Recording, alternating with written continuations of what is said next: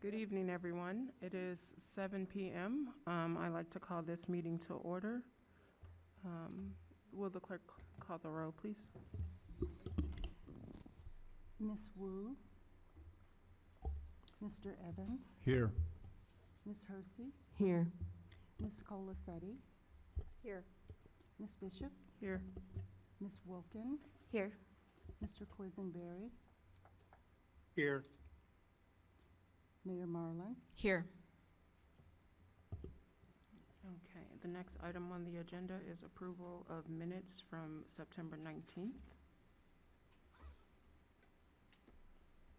I'd entertain a motion. I would move for approval. I'll second that one. Yes. Moved by Grace, seconded by Jaya. All those in favor? Or are Aye. there any substantive corrections? Okay, all those in favor? Aye. All those opposed? Okay, that motion carries. Next item is additions to the agenda. I don't believe there are any. The next is presentations and public input. I don't think there are any presentations, so I would ask those who would like to address the committee of the whole, please step forward to the mic, state your name, and you have 5 minutes.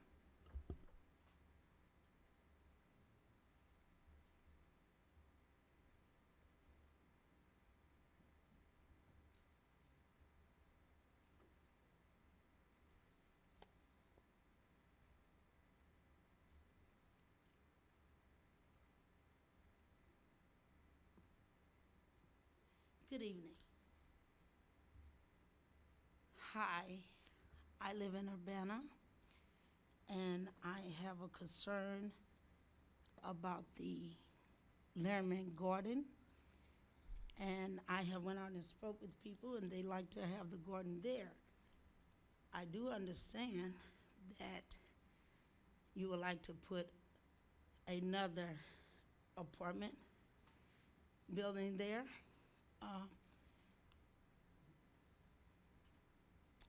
What I heard from the people, they don't need another apartment, but they would like to keep the garden. Some as for laundromats, some have spoke on grocery stores. They go so far out to get to the grocery stores on the bus or Uber. Some have even asked about a community center. From my understanding, there was many people taking care of the garden, and there was great leadership. So I spoke with one of the used to be presidents before all of this stuff started happening, and they were trying to remove the garden, and so it always have been leadership from my understanding. If we keep the garden, I went out and talked to the people that was happy and came together. I even went over there several times to the garden, never knew these people lived in our community, and spoke with them, and we became friends. Also, people that was hungry never went hungry again. Even if you're talking about rebuilding things or doing some new development, let's keep the Lehrman Garden for our community, and I do live in that community. And I would like to say, there's nothing like seeing a hole in a child's stomach. There's nothing like taking hope from adults and children that had hope. There's nothing like it. Tears in their eyes, they're scared. They thought they was moving forward. Nothing was going on. They came together, and Mr. Tommy, he built that community again. He did his best. So please, please, do not take the garden. I'm a stakeholder too. I own my home, okay? I live in that community. There is things that we love to have. I would love to have the Angel Academy. But here tonight, I'm for the garden Because I know I went over there and spoke with people I never met, white, black, Hispanic, and Chinese, and our community became better because we'll walk and we'll wave like we used to do in Champaign. Hey, hey. We wave, hey. Everybody get to know one another again. It's a beautiful connection, okay? So please listen to me and hear me tonight. Of all the things, Mr. Tommy, we're willing to stand with him and help him continue till that garden. He know what he's doing. He did it for 10 years. So leadership is there. If he was a president, leadership never should have been torn down. Thank you, and God bless you. Thank you.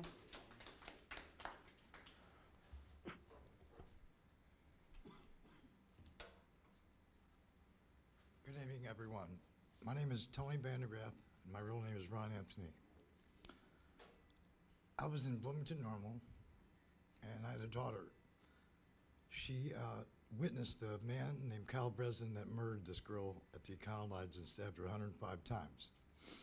Now, there's a big methamphetamine problem out there that nobody even knows anything about. I've been doing investigative research on all this. There's a lot of bad people out there. I work with the Homelessness Society. Tammy Duckworth is my representative. I'm a state spokesperson for the state of Illinois and also the United States of America on homelessness. I've been working on some programs called Believe, and I want to address this with you guys because when I first came here, the first night, my life was in jeopardy. I was right across the street here, and I was being set up to be robbed. And I stepped in, and the lady in front at the desk, she helped me, and they surrounded this building, encapsulated with officers to make sure my protection was safe, and I was protected. I was given a ride down to the drop-in center, which is part of the homeless committee, and they told me I couldn't even stay there. I've been having issues with it's called Phoenix House or drop-in, see you at home. They still won't let me stay there, which is okay. I've left the property and I've ventured on and walked around town trying to find areas where people need help. I bring extra food with me. I help the people who have no food. And it's not all active mind, it's God that's working through me.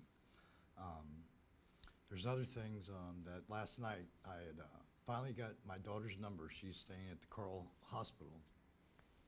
And what happened was I went there to go visit her. This was after I was robbed the night before. They took everything I had and I was threatened my life with a knife and I was at gunpoint. And I was told to run and I did, and I left in my thermals, a pair of socks, and my shirt I had on. I thought I had safe passage with a man named David Gaines, and he's a resident here in town. And I went there, and this guy, he basically tore my whole foundation down I had built because I came here with nothing. And it's okay, you know, I lived through it, and I was able to testify about it. But last night, I went to go see my daughter at Carl Clinic, and I was accused of pulling a knife on, threatening one of the security officers, and I was arrested, and these guys did it right here and brought me to the sheriff's station, and I was released on a PR bond of $1,000. I have a probation I'm on. I have an extensive record, which is okay. A lot of it is false accusations, and I accepted what was going on just to get out of the courts so I could be free to be with my children. So everyone had turned from me in Bloomington, and I turned my head and walked here. Basically, I took a bus. I changed 2 letters in my last name so I'd be able to have a safe passage here. So anyway, you guys have been wonderful. All my food.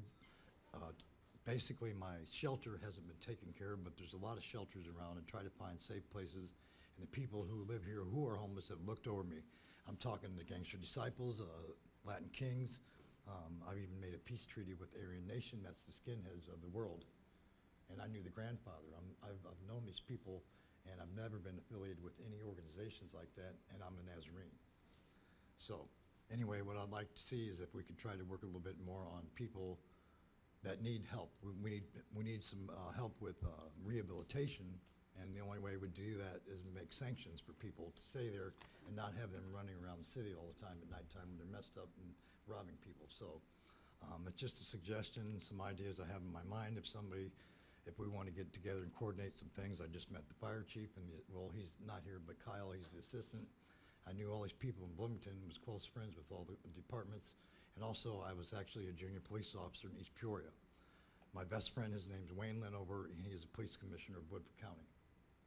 So I'm a very serious man about making change, and I want to change in my life too. I've got 2 boys in Bloomington and two ex-wives I left behind, and I would like, for things to change in everybody's life. These new laws are coming up with in January, where the crimes of passion. I don't think that would be the right thing, because everybody's just waiting for that to happen before they destroy everything that we built in this community. And that's all I have. Thank you. Thank you.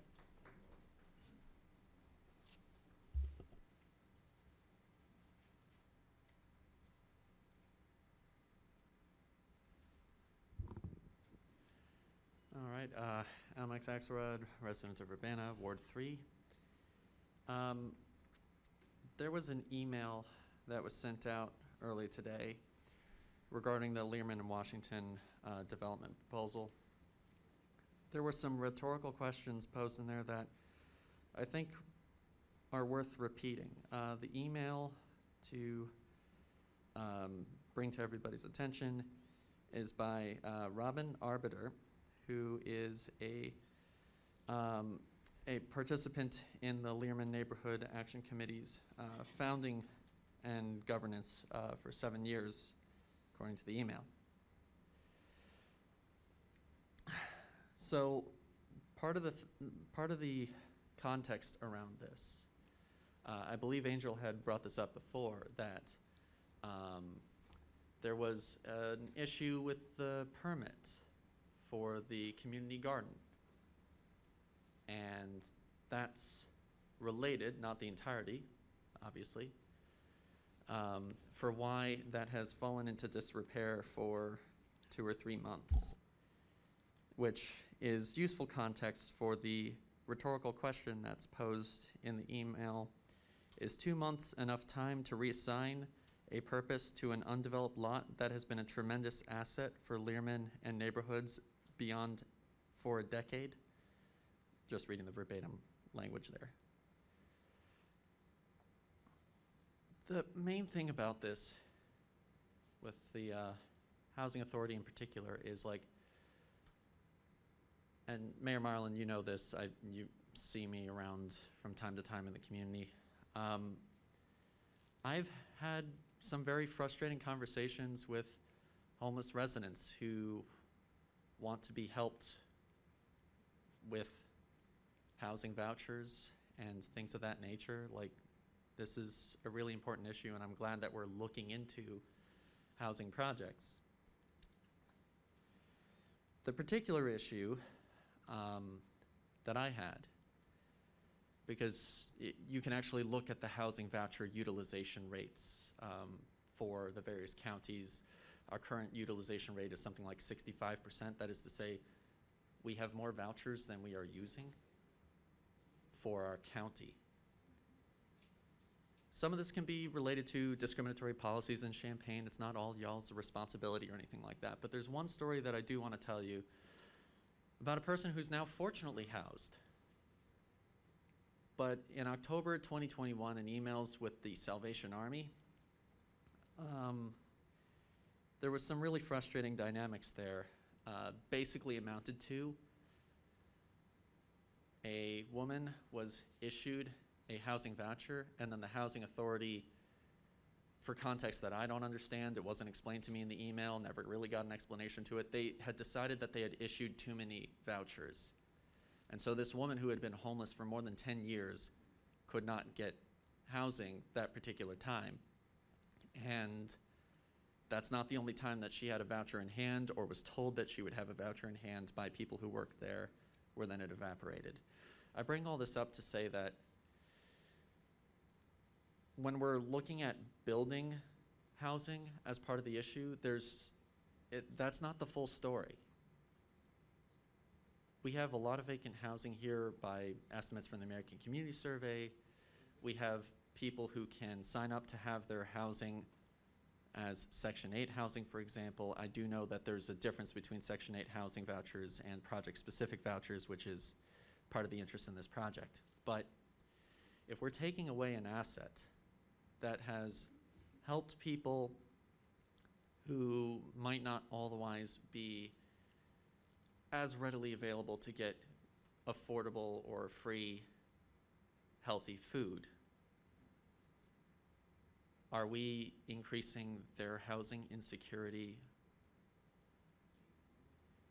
So I just want to see more conversation with the community before something like this is done. Because, you know, Race, Chandra, this is the area that we went lit dropping regarding utility shutoffs and some other matters. Like, you've seen that place. There's a lot of housing there already. So what are we doing with this space, and what do folks want to see done with it? Because, you know, I also talk to folks in other communities who have community gardens. They're concerned about this development too. Because what if their relationship with the city, for whatever reason, it doesn't necessarily require malintent, but just something happens with the permit, and then this community garden that has been a staple of their community goes away too. The only reason I'm vague on that end is they really didn't want me to bring up the name of their city in case something does happen, and it really sucks that that's the dynamics that people feel like they need to consider. So I think it would be good, and you know, you probably already did try to do some level of community engagement on this, but I think it would be good to do more about that so that there's not this apprehension, confusion, and concern about this project. And also to consider, what is the time pressure to make a decision? Does it even exist? Thank you. Thank you.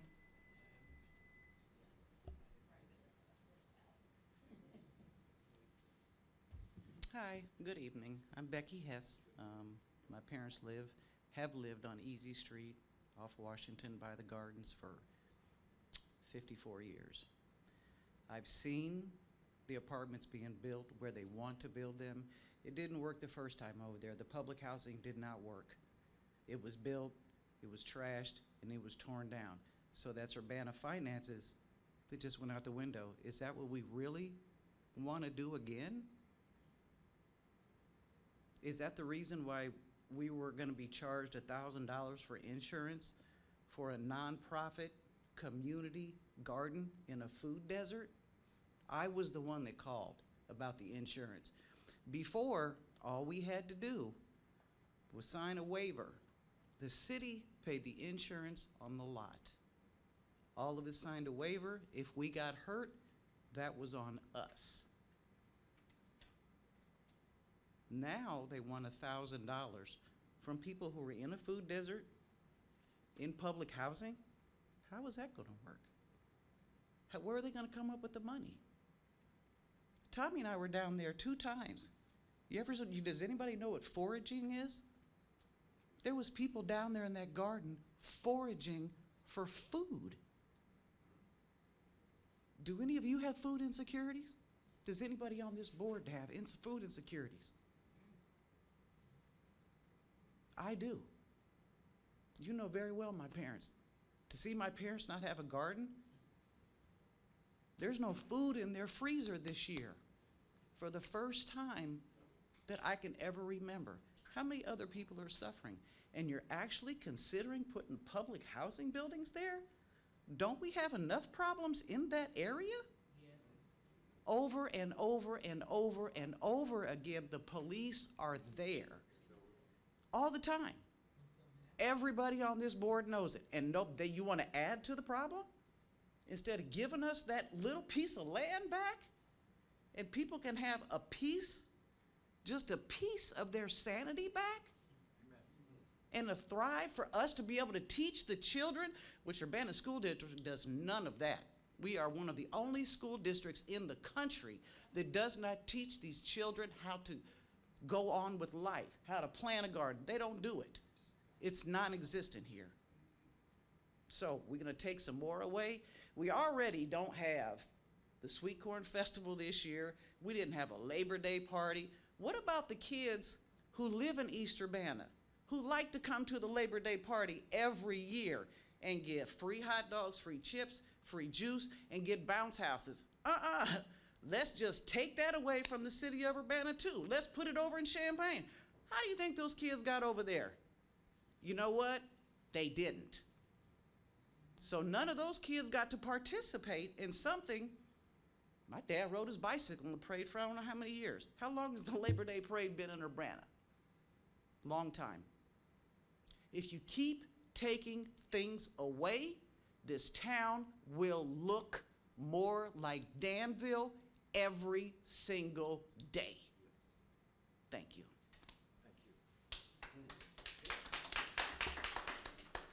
Thank you.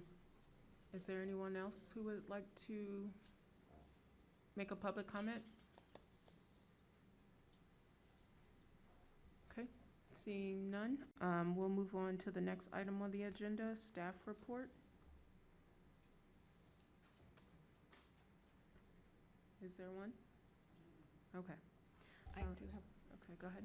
one thing to report, is that the Scott Tess met with the people doing municipal electric aggregation this morning, and this afternoon we signed the agreement. So as he described before, it all happened within about a 3-hour time period. So we have that signed.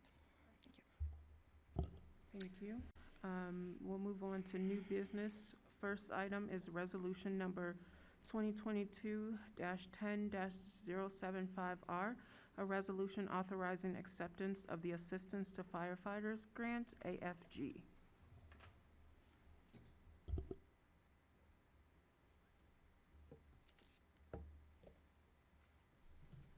Good evening. This request for this resolution is from a FEMA grant, or a AFG FEMA grant specifically for training for the fire department. This would provide training funds for up to 10 firefighters, and our original grant amount was for $108,000, and we were awarded the grant. Our portion of that, as found in your packet, is $9,818.19. Training that would be covered by this grant would include firefighter 1 and 2, which is our basic fire academy, driver's operation training, vehicle rescue training, and EMT basic training, and hazardous materials. And I will answer any questions you may have. Are there any questions for Assistant Fire Chief Finch? Grace? So in here, it sounds like some of this training has happened and some will still happen in the future. Is that right? That is correct. Cool. Yeah, thank you. Thanks for bringing this to us. I think that the grants are a great way to, leverage some more training, and I think emergency disaster preparedness and emergency things are absolutely necessary. So thank you for bringing this with some creative grant opportunities. You're welcome. Anything else for any other technical questions? If not, I'd entertain a motion. Yes, I'd like to move that resolution number 2022-10-075R, resolution authorizing acceptance of the Assistant Firefighters Grant, AFG Fire, be moved to City Council on consent agenda for approval. I'll second. Okay, it's been moved by Sharice and seconded by Jaya, that resolution number 2022-10-075R, resolution authorizing acceptance of the Assistance to Firefighters Grant, AFG, to City Council with recommendation for approval on the consent agenda. All those in favor? Aye. All those opposed? Okay, that passes. Thank you. Thank you. Next item is ordinance number 2022-10-040, an ordinance revising the annual budget ordinance, budget amendment number 3, omnibus.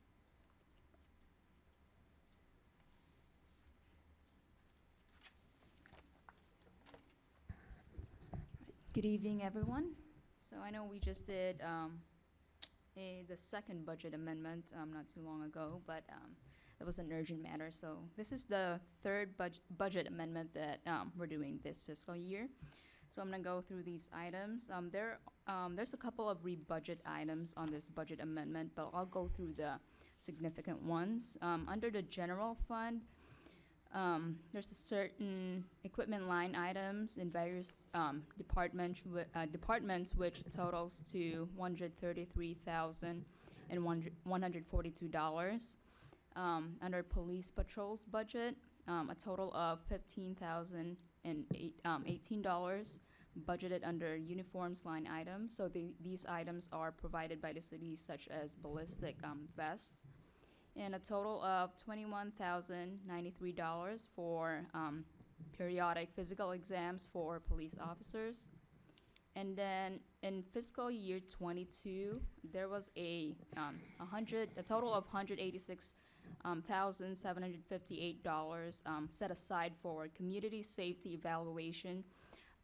So of that, $92,500 was carried over from the unspent fiscal year 21 budget, and then $94,258 was in the fiscal year 22 budget allocated for the alternate response model. So, but during the fiscal year 23 budget process, only $94,258 of the total fiscal year 22 unspent funds was carried over, so this amendment would carry over the remaining unspent funds, which is a total of $92,465 to fiscal year 23's budget. And then under fire department, so as presented earlier, the AFG program, so that's the Assistance to Firefighters grant. So we are just budgeting the total of $108,000 under training, and of that, the $9,818, which is the 10% match, which is department's share. And then also under fire department, so there's a few items of specialized fire equipment and residential appliances at Station 4, which are at the end of their life cycle and are due for replacement. So per contract agreement with U of I for fire services protection, the city is responsible for replacement and maintenance of this movable equipment. So these items include residential appliances, which such as stove, microwave, refrigerators. So that is a total of $8,300. So this will be budgeted under Public Works facilities maintenance budget. And then commercial washer and dryer and breathing air compressor. These items will be set up as new VERF items. Based on their life cycle and the amount, they should be treated as capital equipment. One second. Excuse me, in the gallery, I would ask that you refrain from talking so that we can hear our speaker. Thank you.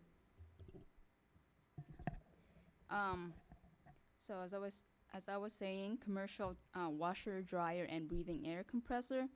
These items will be set up as new VERF items, since based on their life cycle and the amount, they should be treated as capital equipment and budgeted under VERF. And so you will see a one-time transfer of the total estimated cost, which is $97,445 to the VERF fund.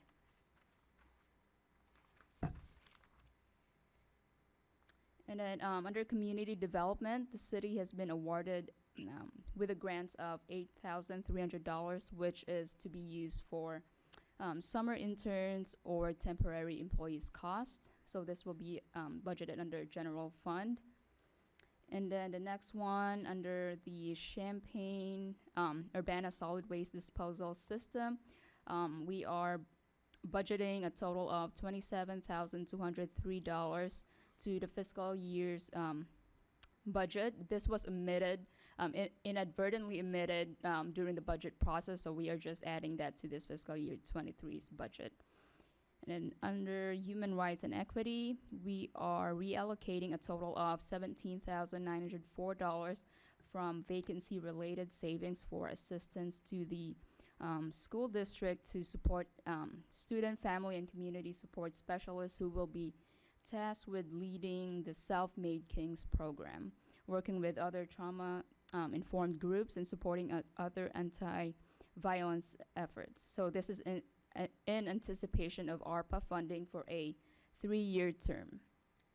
And then under Capital Replacement and Improvement Fund, so the Department of Commerce and Economic Opportunity awarded the city with a reimbursement grant of $93,000 under capital improvement section of their Generate Energy Savings Program. So this grant will be added to the fiscal year 23 budget and will be applied as a reimbursement to the now completed Matthews Avenue street lighting project. And then under VERF, there are a couple of budget items as well. So under community development, there's a total of $17,395. Public Works, a total of $66,556. And under human resource, a copier, which is a total of $9,589. And then Public Works, a total of equipment, which is $98,744.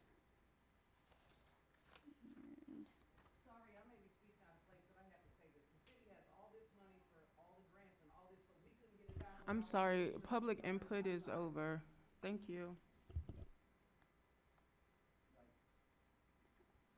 And then I'm gonna go through the city grants fund.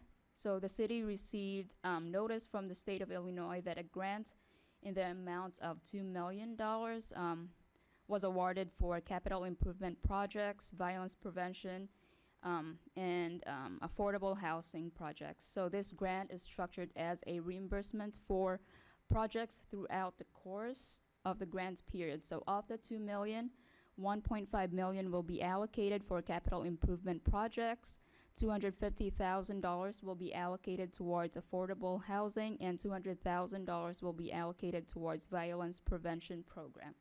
And a total of $50,000 will be allocated for administrative costs, which this will increase the revenues in the city's special fund.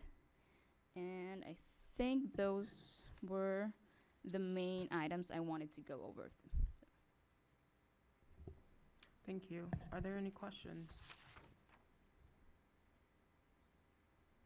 Grace, go ahead. My first question, I still see somebody from the fire department still here. Could you explain what an $80,000 air compressor, breathing air compressor is?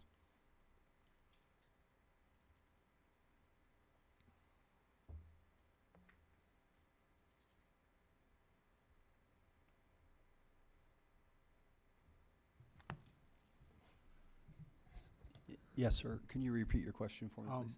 Yeah, the $79,000 breathing air compressor. I just want to know what it is. Yeah, so the air that we breathe, the air packs that we use to go into a fire Yeah. have to be refilled for training and after incidences. And that compressor is used to refill those on site at the station. So the price for that bid that we received was that amount. Yeah. It's more of a placeholder for us than it is an actual price, but that was the closest price. Okay. Thank you. I just didn't know what it was. So Yeah, thank you. it's used for our breathing air when we're using our air packs to enter hazardous environments. Okay, thank you. The other question I had is this $1.5 million for capital improvement projects. Is this going into the Public Works Department or? So the grant fund will be budgeted under CD special fund, grants funds. And so the project, Public Works will do the work, but it'll be under CD fund.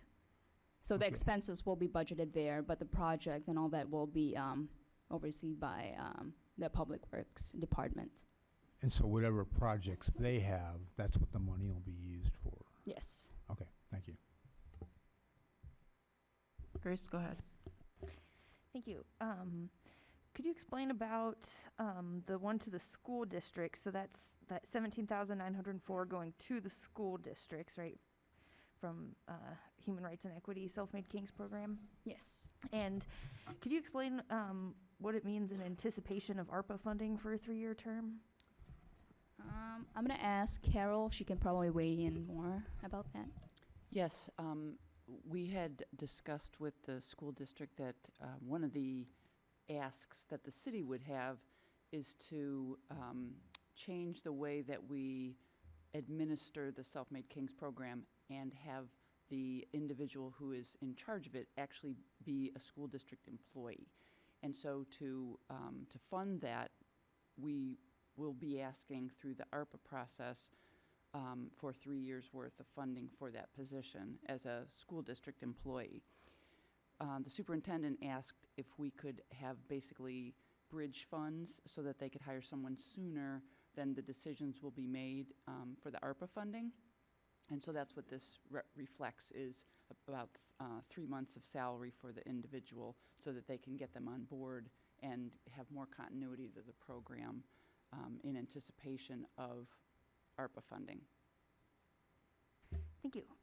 And, oh, I lost my question. Oh, and you said this is from vacancy-related savings, meaning from the city vacancy? Yes. Money's going into that? Okay. Yes.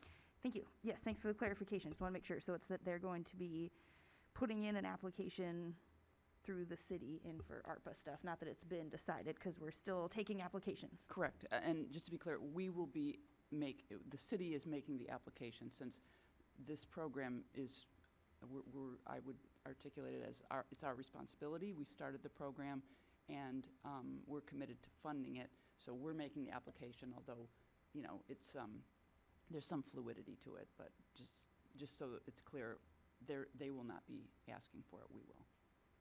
Thank you. Are there any other questions? I have one regarding the community development vehicle. What is that?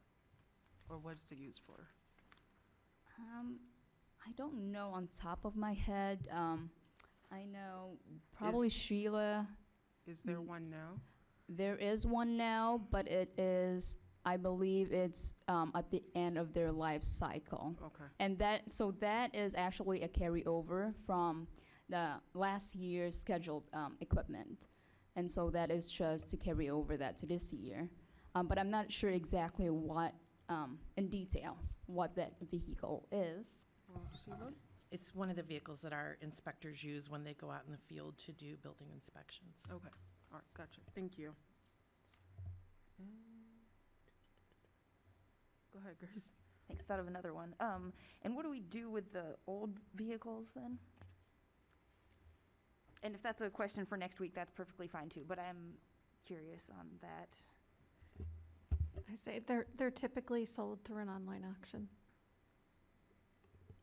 And then when they're sold, that funding goes back into the vehicle and equipment replacement fund.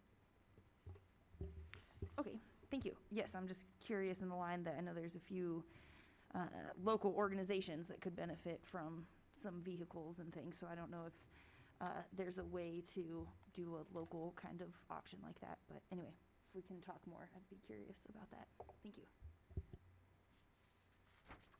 Okay. Are there any more questions? If not, I'd entertain a motion. I'll move approval of ordinance number 2022-10-040, an ordinance revising the annual budget ordinance, budget amendment number 3 omnibus, with a recommendation for approval onto city council. Second. Okay, it's been moved by Jay and seconded by Sharice that ordinance number 2022-10-040 an ordinance revising the annual budget ordinance, budget amendment number 3, omnibus, onto City Council for approval on the regular agenda. Will the clerk call the roll, please? Mr. Evans? Yes. Ms. Hersey? Yes. Ms. Colacetti? Yes. Ms. Bishop? Yes. Ms. Wilkin? Yes. Mr. Quisenberry? Yes. Mayor Marlin? Yes. Okay, that motion passes. Thank you. Next item is resolution number 2022-10-076R, a resolution approving and authorizing the execution of an economic development agreement with Champaign County Economic Development Corporation for fiscal year 2022-23. And we have Darius. Good evening, everyone. Darius White, Economic Development Coordinator. Once again, on behalf of Community Development Services, I would like to introduce Carly McRory McKay as the Executive Director of the Economic Development Corporation for Champaign County, and I'll give her the floor. All right, thanks, Darius. Good evening, everyone. Appreciate the opportunity to come here tonight to share a little bit about what our organization has been up to since we were here last, probably about this time last year, some of the stuff currently in the works, and then what is to come.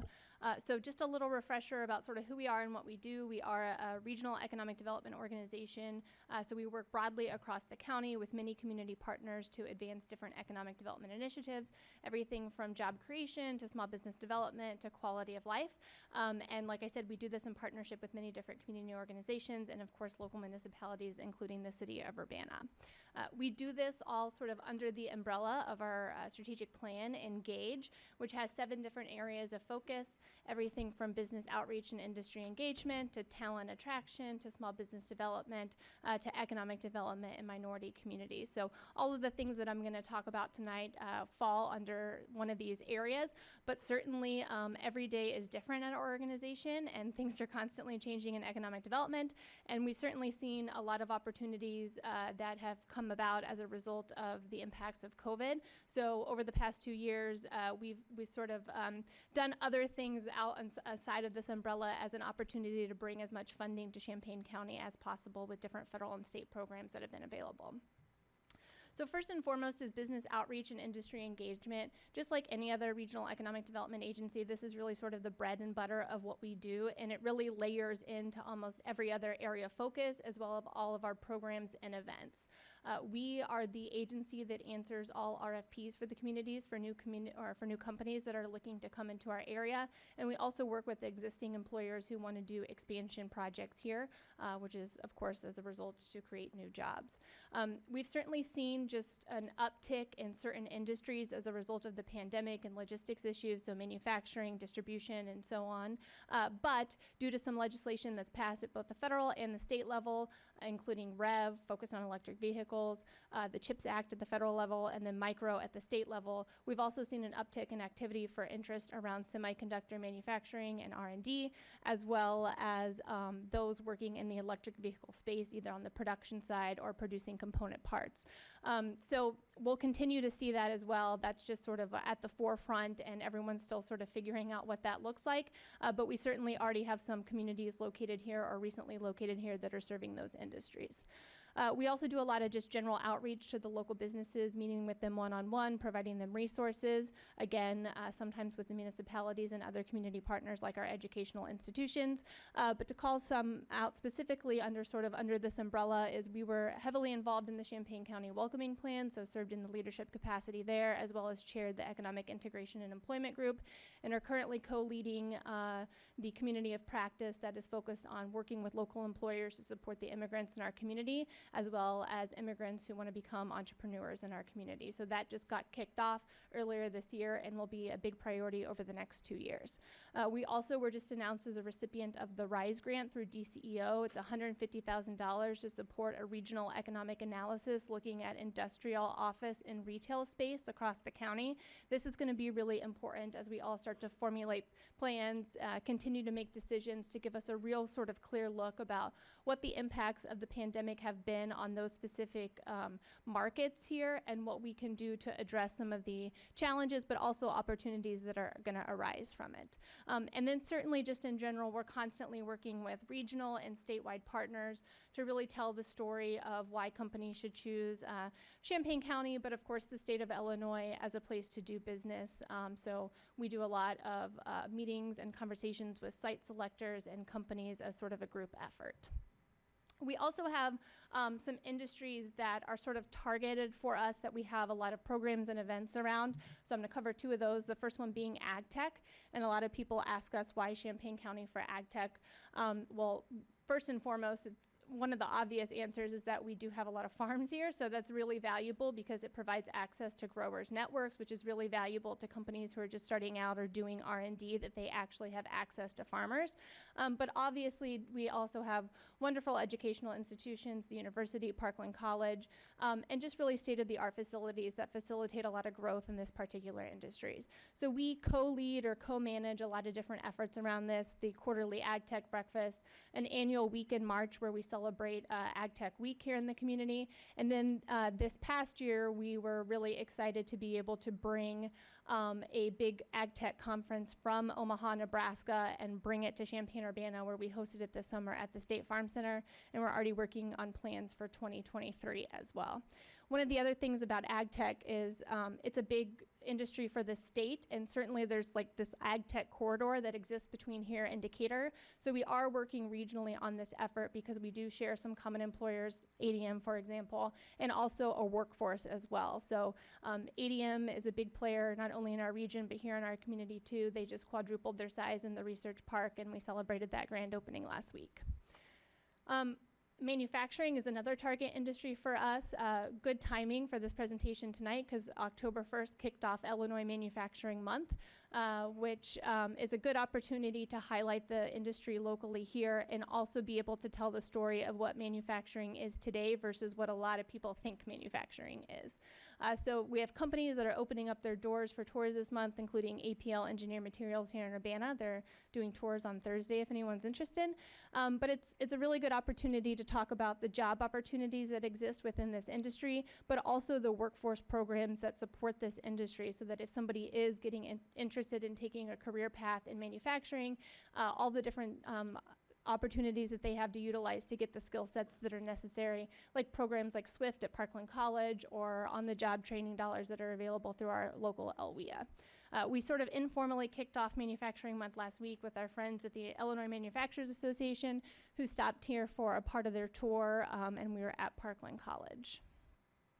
So another big area of focus for us that we do in collaboration with Visit Champaign County on almost everything you see here listed is talent attraction. This is a constantly changing but ever so important topic, and so it's really critical that we as a community stay competitive in this space and that we work to support those who are doing this work in our community. So a couple of things here is we have a lot of folks who are just sort of naturally doing recruiting here, right? A lot of employers, large and small, have big teams or even one person who does all of their HR and recruiting. So we have about 150 people in our recruiters network that we help to support in their own efforts. Over the past year, we've launched new programs, which I'm not going to dive into on the Welcome Crew because Jane's actually going to talk about that next.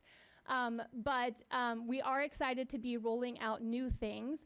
We recently started new to CU mixers, at least on a quarterly basis. Our next one's actually at Rose Bowl in a few weeks.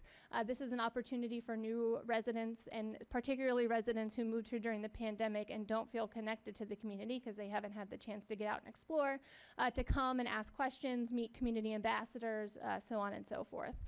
But coming soon, we'll have a new podcast that's launching, and we're also going to be rolling out a community job application that will help support all of the existing efforts by our local employers and deliver talent who's interested in coming to this community directly to them. And to do all of this, it really takes a collaborative effort, which is why we work so closely with Visit Champaign County, because it's a natural fit for our organizations, but also the companies that we interact with. We also work closely with local groups that sort of work in this space. So Champaign County Association of Realtors, whose residential realtors are talking to new residents all the time. The Central Illinois Human Resource Group, so on and so forth. But this sort of illustrates how all of the programs that were listed on the previous slide work together. But I do think it's really important to note that all of these things that we're building and launching are not to replace anything that exists. Companies certainly have their own talent attraction strategies, their own onboarding processes, and so these programs that we're launching and supporting are meant to complement all of that work. It basically gives anybody the opportunity to sort of plug and play as they best see fit, but ultimately the goal is to help companies get the talent here and helping them in the decision-making process, but then also working to support that talent once they do move to our community through different programs and events. Transportation is another area of focus for our organization, and I'll just call out one specifically, Willard Airport. So I get the opportunity to serve there as the chair of the executive and the advisory committees. So we're very engaged with local partners to advance efforts at Willard. But I'll do a special call out because one of the things that we're always asked about but always focused on is air service development, so attracting new routes and expanding the routes that we have. We are very focused right now on getting a route to the DC area. It has always been consistently a top 3 domestic market for our area travelers. It's critical and important, of course, to the university as well, but it's also really important to a lot of area companies who do a lot of work with the federal government. So for example, we have a lot of smaller companies who work in the defense space and have a lot of federal contracts with DoD and DOE, and so this route would be really critical to them. So that's a big priority for us. And luckily, we were able to just announce that Willard was the recipient of an $850,000 grant specific to this effort. So we're hopeful that that will help with some upcoming conversations with airlines. Jumping into the small business arm of our organization, so the EDC is a community navigator through DCEO's program. This is a hub and spoke model, so it's regionally based. The EDC is the hub, and then we have spokes that work with us on business outreach and also technical assistance. I think some of you were even there. We were really proud when this was launched last summer to have the governor here and make the announcement for the first round of the Back to Business program at Wooden Hog and Urbana. And that program in particular, which launched last July and wrapped this July, brought over $2.4 million to Urbana businesses. So that was really excellent.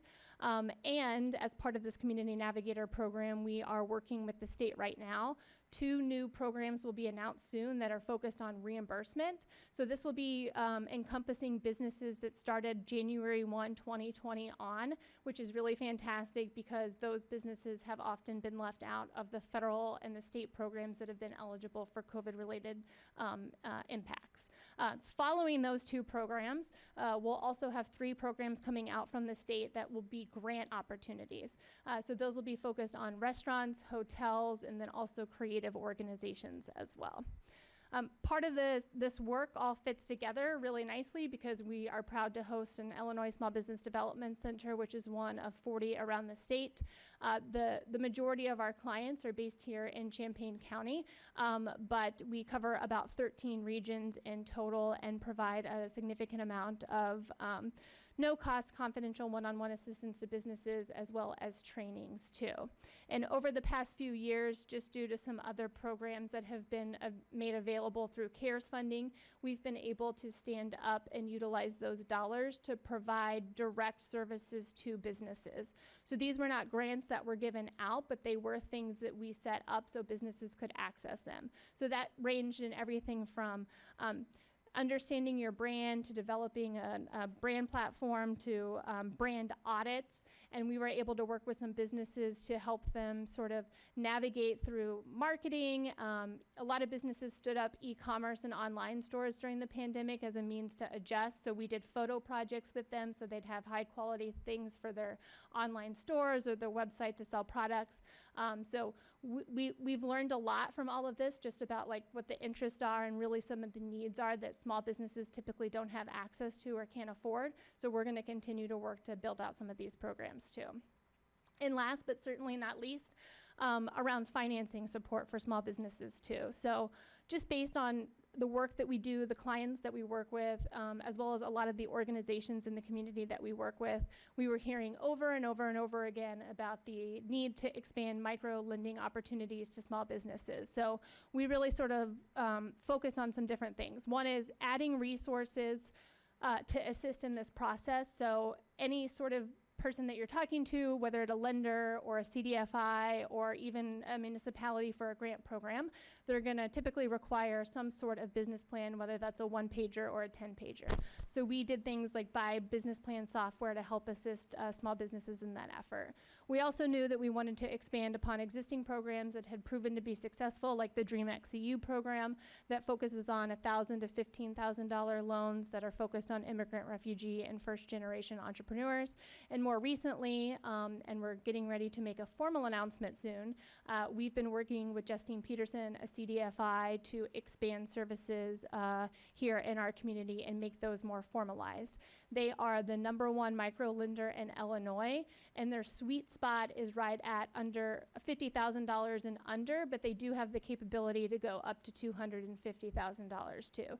This is really critical because we know, and we get asked this all the time, outside of how do I start my own business, the second most common question we get is how do I find financing? And that can be for any stage of business, whether you're starting out or you've been around for a long time, but maybe you just need $10,000 for a certain piece of equipment. So this new program with Justine Peterson is something that will help with that. Also, what is really nice about this relationship is that we're going to have we have now a full-time staff member from their organization based in our office so that we can provide all these wraparound services to support small businesses. And while we're, of course, focused on the micro lending and the small business aspect of working with them, they have other services that are really important and critical too, like credit building on your personal loans and stuff like that. So all of these will be available to the community, and certainly on the personal side, but also on the small business side. And we'll be working to add on basically opportunities for small businesses, working with the Champaign County Board, as well as local municipalities who are interested in setting up their own funds for businesses in their own community. So those are some of the things that we've been working on, and I'm happy to answer any questions that you have at this time. Thank you, Carly. Are there any questions? Grace, go ahead. Thank you for the presentation. So it sounds like there's some grants to businesses coming soon, right? Mhm. Currently, it's just loan assistance, right? Do you have any grants? Yes, so the two that are coming soon will be, it's from DCEO. It'll be administered by a third party. We expect an announcement in a few weeks, followed by an application opening and probably being open for 3 to 4 weeks and then closing. Those are reimbursements, so essentially grants, but it's reimbursement based on COVID expenses. Okay. And it sounds like in this contract, the EDC's obligations are, just the promotion and marketing part of what you're already doing, just including Urbana in a positive light. Is that right? I mean, that's kind of woven into all these different programs that we've talked about, yeah. Okay. And then from the city side here, in 2020, we gave $28,000 and that $763. Last year, $33,000, and then this year, an additional $5,000 increase to $38,000. And I was wondering if there was some clarification on that explanation for the steady increases in this, as opposed to other agreements similar to this. In this situation, for this agreement, the funds equal out to 10% of their full annual budget. So we have stuck to the 10% of their annual budget. And I wanted to ask about that too, because it's not 10% of their revenue. Do you mean 10% of the public investment? 10% of our core EDC budget, which includes public and private investment. So what's your core EDC budget on? Do we have that in here? No, we've not approved it for this fiscal year yet. We've been waiting on some grants, but as soon as we do, we'll submit it.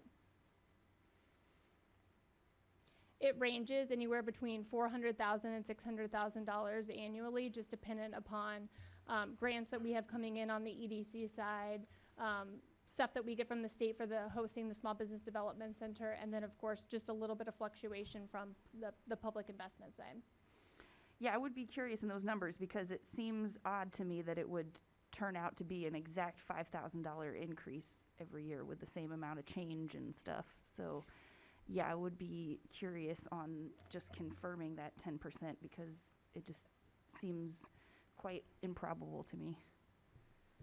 Happy to provide those numbers as follow-up. Thank you. So I guess I would ask for any motion if we could have this on a regular agenda, just with pending questions still. Thank you. Chris? Yeah, I saw in one of your PowerPoint presentations there that you support minority businesses.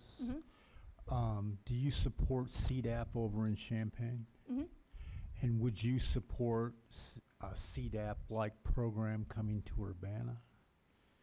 Yeah, I mean, we support sort of anything that's in the traditional economic development or small business development space under a municipality. We work directly with that municipality on.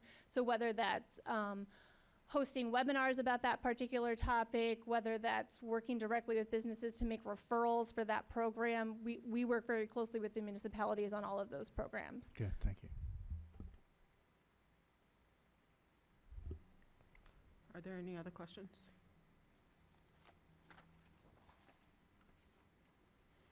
No? All right. I'd entertain a motion then.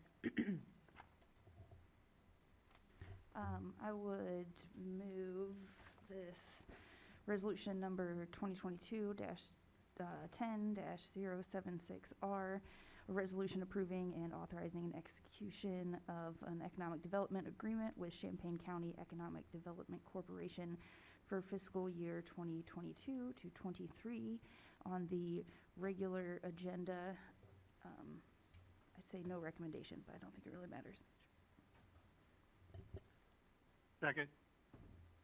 Okay, it's been moved by Grace and seconded by James for resolution number 2022-10-076R, a resolution approving and authorizing the execution of an economic development agreement with Champaign County Economic Development Corporation for fiscal year 2022 to 23 to City Council with no recommendation on the regular agenda. All those in favor? Aye. Aye.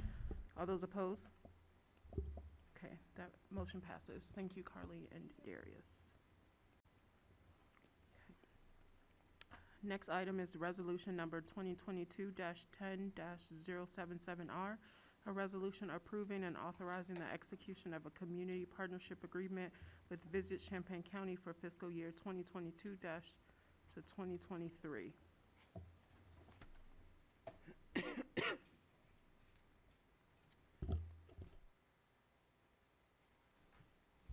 Good evening. Thank you for the opportunity to come speak with you all this evening. I did want to share that you have in front of you the experience guide that is produced. You also have the checklist that Carly alluded to, part of our Chambana Welcome Crew program. And I wanted to share that the popcorn is from Cool Bliss Pop Bliss Popcorn Shop. You sometimes have a little bit longer meetings and thought you might need a snack. And we like to support our minority-owned businesses in town, and it's really good. So just want to put that on there. So we are in the middle of Destination 2023, and just a little bit of overview and reminder of what we do. We partner very well with the Economic Development Corporation, the Black Chamber of Commerce, the Champaign County Chamber, a lot of other organizations. But our primary focus is to promote this destination as a welcoming place to not only visit, but to work and to live. This one? Okay. So thought to start with the good news in terms of the hotel motel tax revenues. In looking at fiscal year '22, the revenues have surpassed pre-pandemic levels. This is very, very, very good news. And I want to point out, specific to those tax revenues, this is without a true active conference center. So back in the day when we had a conference center that brought in a lot of larger events, that was a big part of that. And so the fact that we're seeing these kind of numbers in Urbana hotels is very good for the economy and is being brought in by a variety of things that I'm going to talk about next. One of the items at our 25-year hiatus, we brought back the IHSA boys basketball in March of 2022. It was a great opportunity. It was a very solid weekend in terms of not only hotel stays, but just in terms of instilling community pride and building ourselves as a basketball destination. We had a lot of competitive, even despite some of the snow that happened during that time, we had a lot of competitive competition happen during that, and it was a great way. This contract, a lot of people will ask, is initially a 3-year agreement to host the basketball. We anticipate it is here to stay. That is an initial 3-year agreement, and instead of the traditional 5-year agreement, because it is a new format where all 4 classes of basketball are in one weekend. So it was a very, very busy weekend, and it was a great opportunity to showcase our community for state competition in basketball. We also consider ourselves a golf community, and this is the 3rd year that the American Junior Golf Association has happened here at the Urbana Country Club. 78 players from 19 states and other locations participated here. We hosted, the Hampton Inn Urbana is the host hotel for that, and the economic impact for that particular event, $247,460. I think it's important to look at this type of event, not only what it does for the city of Urbana and the entire Champaign County area, but including the University of Illinois. It's an opportunity to bring economic impact, an opportunity to continue to recruit top golfers to our community. We had several of the junior golfers and their parents that took campus tours while they were here, and these young people that are here are truly, truly the elite because they are managing academics and sports while they are in middle school and high school. Also, a lot of people will ask, what is the impact of the Rantoul Sports Complex on Urbana? Well, a lot, let's just say. There is a ton of events that happen there between primarily April and October. We're also working for an event that could happen as early as this November that still wants to bring back here. Because of the fact that currently there are only 150 hotel rooms in Rantoul, the overflow to this area, and I know a lot of what you're working on will be increasing the services that are in Urbana to accommodate all of these visitors that come to the Rantoul Sports Complex. Just to give one example, the Rank Up Sports Tournament, which was a football tournament that VCC was responsible for solely bringing that tournament here, was in August, hosted over 15 teams and an economic impact of $1.4 million. That event is looking to come back this next year, as well as potentially being the tournament that it brings in another group here in November, possibly. I want to be I think what's great about this event is the fact in terms of being football, as well as there's already a lot of baseball teams that happen here, but there are football fields there, and that involves a lot of young people from a lot of different backgrounds that don't have the opportunity to compete in travel teams. And this types of tournament are bringing in from underrepresented populations to be able to compete in football.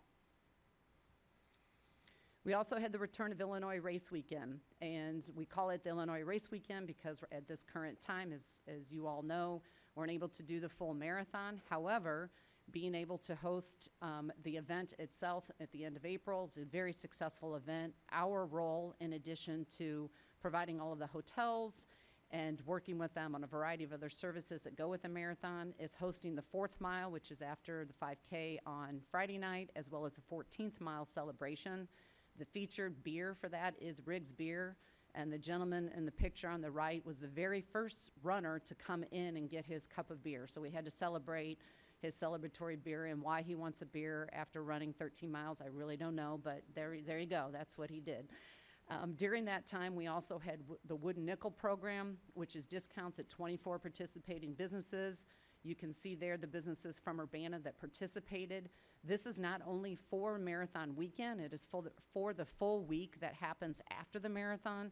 So a lot of local residents are able to visit our local businesses and be able to get discounts during that time. One of the areas that I think doesn't always get as much splash, if you will, as the sport events are meetings and conferences. And this is really the bread and butter of our weekday economic impact traffic. So we are very excited that post-pandemic wise, we're seeing the return of meetings and conferences for midweek business. We're seeing a lot of people come to the expanded iHotel and Conference Center, but there's not enough hotel rooms directly at the iHotel. So they are staying at hotels all over Urbana and Champaign. So I think it's important for people to realize when we bring in hundreds of people, there's not that many hotel rooms. So we're seeing overflow stays that happen at other hotels during the time that business is happening at that expanded conference center. In addition, we're seeing group travel, such as the Lincoln Packers, who are here for a 2-night, 3-day conference that was held at Eastland Suites. That's a perfect group that shows that we can use that particular hotel for meetings, as well as for motor coach travel that uses Eastland Suites quite a bit. We're also very excited, as you all are, for the development of the Hotel Royer to add additional meeting space, driving events downtown, not only Monday through Thursday, but also through the weekends. But I bring up Monday through Thursday because we can't live on weekend events. We have to build our weekday traffic, and having this new hotel, in addition to the other things we're doing during the weekday, helps our hotels, it helps our restaurants, it helps our retail, it helps all of our vendors in terms of our hospitality industry. We also just recently hosted the Upper Midwest Convention and Visitor Bureau Conference. This was in September, and this was 200 of our colleagues from 8 states across the Midwest. I gotta tell you, they were so surprised and literally flabbergasted at how great it was to come to this community. We rolled out the red carpet for them. A lot of them, in all honesty, to allude to Carly talking about, we are farmland, kind of wondered. It took them a little bit to get here, which is why we're working on air service. However, the ones that came here absolutely loved being here. It was held at the iHotel and Illinois Conference Center, but we utilized opportunities for them to get out into the community. We had a walking art tour at Meadowbrook Park. We did experience tours at the Japan House, Riggs Beer Company. Those weren't together. Those were 2 different experience tours. Japan House and Crandon Art Museum was one, and then Riggs Beer Company and Triptych was another one. So two separate tours. And then a third one to go kiss reindeer and Rantoul. So it was a taste for a little bit of everybody. But the public art tour really, really showcased, and people were just so excited about Meadowbrook Park and what it had to offer, especially with being the anniversary and the new sculptures that had been added. People really, really liked this area, and we already had people who talked about being able to come back at a different time, which is really what at the end of the day, when we host conferences and events, we want repeat business. We want people to come back here for another visit and just spend their time and potentially move here. During our Toasted Tourism this summer, we were very excited to honor 5 different businesses. The 2 that are featured here are Urbana-based with both Wooden Hog Barbecue and also with Riggs Beer Company. So it was a great opportunity to share their story and to be able to do it by video, by social media, the other ways that we recognize truly what they have brought to our community and continue to bring to our community for years to come.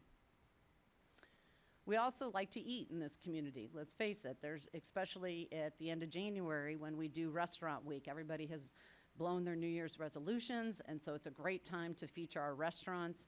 This was our highest participation to date. We had 39 restaurants that were involved. And again, you can see the restaurants from Urbana that were involved: Taste of Both Worlds, Balderadas, Crane Alley, Dancing Dog, Juanita's Tacos, Po' Boys, Sime Terrace, and Stango Cuisine. And it was a really, really great opportunity to feature those restaurants, have people try something new and get out and be able to do specials that they might not necessarily go out and do. And so it's one of those types of events that we will continue to do every year around this time frame and work with our restaurants. Community resources. So in addition to the experience guides that you have, we also have done a new map, which is an illustrated map by a local artist, 20,000 were distributed in fiscal year '22. It features illustrations of Urbana amenities. It has a listing of all the shops and restaurants in downtown Urbana. Surprisingly, in today's world of technology, we still have a lot of people who want a printed map. This particular map is a tear-off map that is located at our welcome centers, which are located in our main office, also at the airport, also at the train station, as well as out at Marketplace Mall, and anywhere else that asks for them. It is a great way to be able to people who, a little bit of a language barrier, we're able to use that and circle it and be able to give people some directions and where they may want to go. We also continue to have the big black and white maps for people who still like a big map that shows all of the streets and things. So we try to make those resources available for everybody in whatever way they want to get their information. In addition, as we talked about, the experience guide, we have printed 40,000 copies of that. Where those copies go, just so everybody's aware of that as well, is many of those are distributed through rest stops at interstates around Illinois for the tourism information centers. You'll see our guides that are there. They're also very much utilized by University of Illinois departments in terms of orientations. It can be new faculty orientation. It can be any type of the individual departments. That first part of August when these come out, we're literally driving to every part of campus possible. It's also available to any of the cities that want them, obviously, that use those, as well as any local businesses that like to keep them for their area as well. You can see features on Urbana businesses. I know Stango is not there anymore, but it was a really great feature and a great story about her story there. Also Rose Bowl and then CU Adventures. We have editorial on restaurants, shops, outdoor activities, recreation, and of course the farmers market and much more. And just to give you an idea of how much we're hustling those, almost 10,000, so 9,300 guides delivered just in this first quarter. So we hustle those and get a lot of requests for those from people from all over. Social media reach, definitely the most fun in a lot of the things that we do, and I love to see how people engage with that, whether it is on Facebook, whether it's on Instagram, or TikTok. We've had a lot more views. Marcus Flynn, who's our new communications manager, I think is having more fun than anybody on our team because he's the one out making these TikTok videos with a lot of our business owners and events and being out and about. You can see the different ways that are engaged with that. And I think on Facebook, it just reached over 10,000 followers. And some people say, well, Facebook is kind of one that's not doing as well. Well, there's still a broad audience that still uses Facebook for a lot of types of events to promote. And so we're happy to be able to promote things on that. See Market at the Square there through Instagram. The CU Black and African Arts Festival had a ton of engagement there on Instagram. And then, of course, the market again on a TikTok video. Our board engagement, it started during the pandemic that we started hosting off-site board meetings. We don't have a lot of parking near our office, and it now has just become a thing. And so our board meets every month at different places throughout the county. We had a great meeting at Crystal Lake Boathouse. We had a great meeting at 25 O'Clock Brewery. We also did one at Frasca Field. It's a great way to engage our board, to get them out in the community. It's a great way to visit at these places and to see what they're doing. We always give an opportunity for those persons to be able to speak as well. As Carly talked about, so the Chambana Welcome Crew, these are your community ambassadors. You might recognize a face next to me that is one of the ambassadors on here. It is truly an opportunity to connect new and potential residents with very knowledgeable community ambassadors. So we currently have 41. 9 of those are City of Urbana residents. We have assisted during this program that I say is as Carly talked about, a partnership between us, the EDC, the University of Illinois, and then of course working with our major employers. But we've assisted so far 46 new and potential residents, and 10 of those have been from the City of Urbana residents. So it's a growing program. It's a wonderful opportunity to highlight local ambassadors who can share their stories with new and potential residents. We talked a little bit again, the new faculty community tour on August 20th had stops in downtown Urbana, Meadowbrook Park. It was a great way to tie in with the new University of Illinois faculty. The CU Mixers, bringing together new residents and the ambassadors, and the one coming up on October 19th at the Rose Bowl. And then I'll close with this one. The Champaign County African American Heritage Trail is truly a county-wide effort, and while it is taking us a while to develop it, we are doing it intentionally, thoughtfully, and with the words and the stories of African American families that have been here for hundreds of years. And you can see the logo that has been developed on the left there. You can see who we'd be honoring in terms of some of the images. You can see the community outreach that we did at Jetty Roads Day, which was the biggest rainstorm we've had in quite a while. And you know what? People dancing in the rain, wasn't it? I just loved that. That was so awesome. But it was a great way to share that. We were also at CU Days as well, and a couple other community outreach events. The new website has been launched. I encourage you to take a look at that at ccafricanamericanheritage.org. That was developed by Surface 51, but truly the content is from the families that are from this community. Does it have every story yet? It's a work in progress. And Sharice knows what we're talking about, trying to find images, looking at scrapbooks. I mean, this would be a lot simpler if we could just Google and say, give me this story, but that's why the stories are untold. And so in having this opportunity to work with families while the families are still around, to be able to share these stories online through our interpretive signs that will be throughout the county area, through our education curriculum that will be at our local schools, through interactive technology, through murals. This program is here to stay. And just being able to, I tell you, the website, we've looked at websites across not only the state but the country, and the website that's been designed here marvels the top ones in the country. So take a look at it, read about it. You'll find out amazing stories about people that have from here that make our home the reason that it is our home. So super excited about the program. We did our strategic planning session at Phillips Rec Center. The website was just launched, and our interpretive signs, we hope to have the first signs, depends on when the first freeze is here in our lovely central Illinois weather, but definitely into the spring, being able to get the signs in. And those will be in Urbana, they'll be in Champaign, they'll be in Rantoul, Homer, the Forest Preserve, eventually Broadlands, Seymour. We're looking to cover the whole county to tell that story.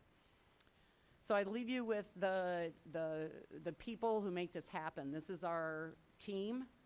This is our board. I want to recognize Bob Fleider, who serves on our board that's here this evening, and also our foundation board, which has been fairly new to try to help us raise the resources for events like the Heritage Trail, which we're raising every single dollar to develop the trail. So I'll open it up for questions, but thank you for the opportunity to speak with you all this evening.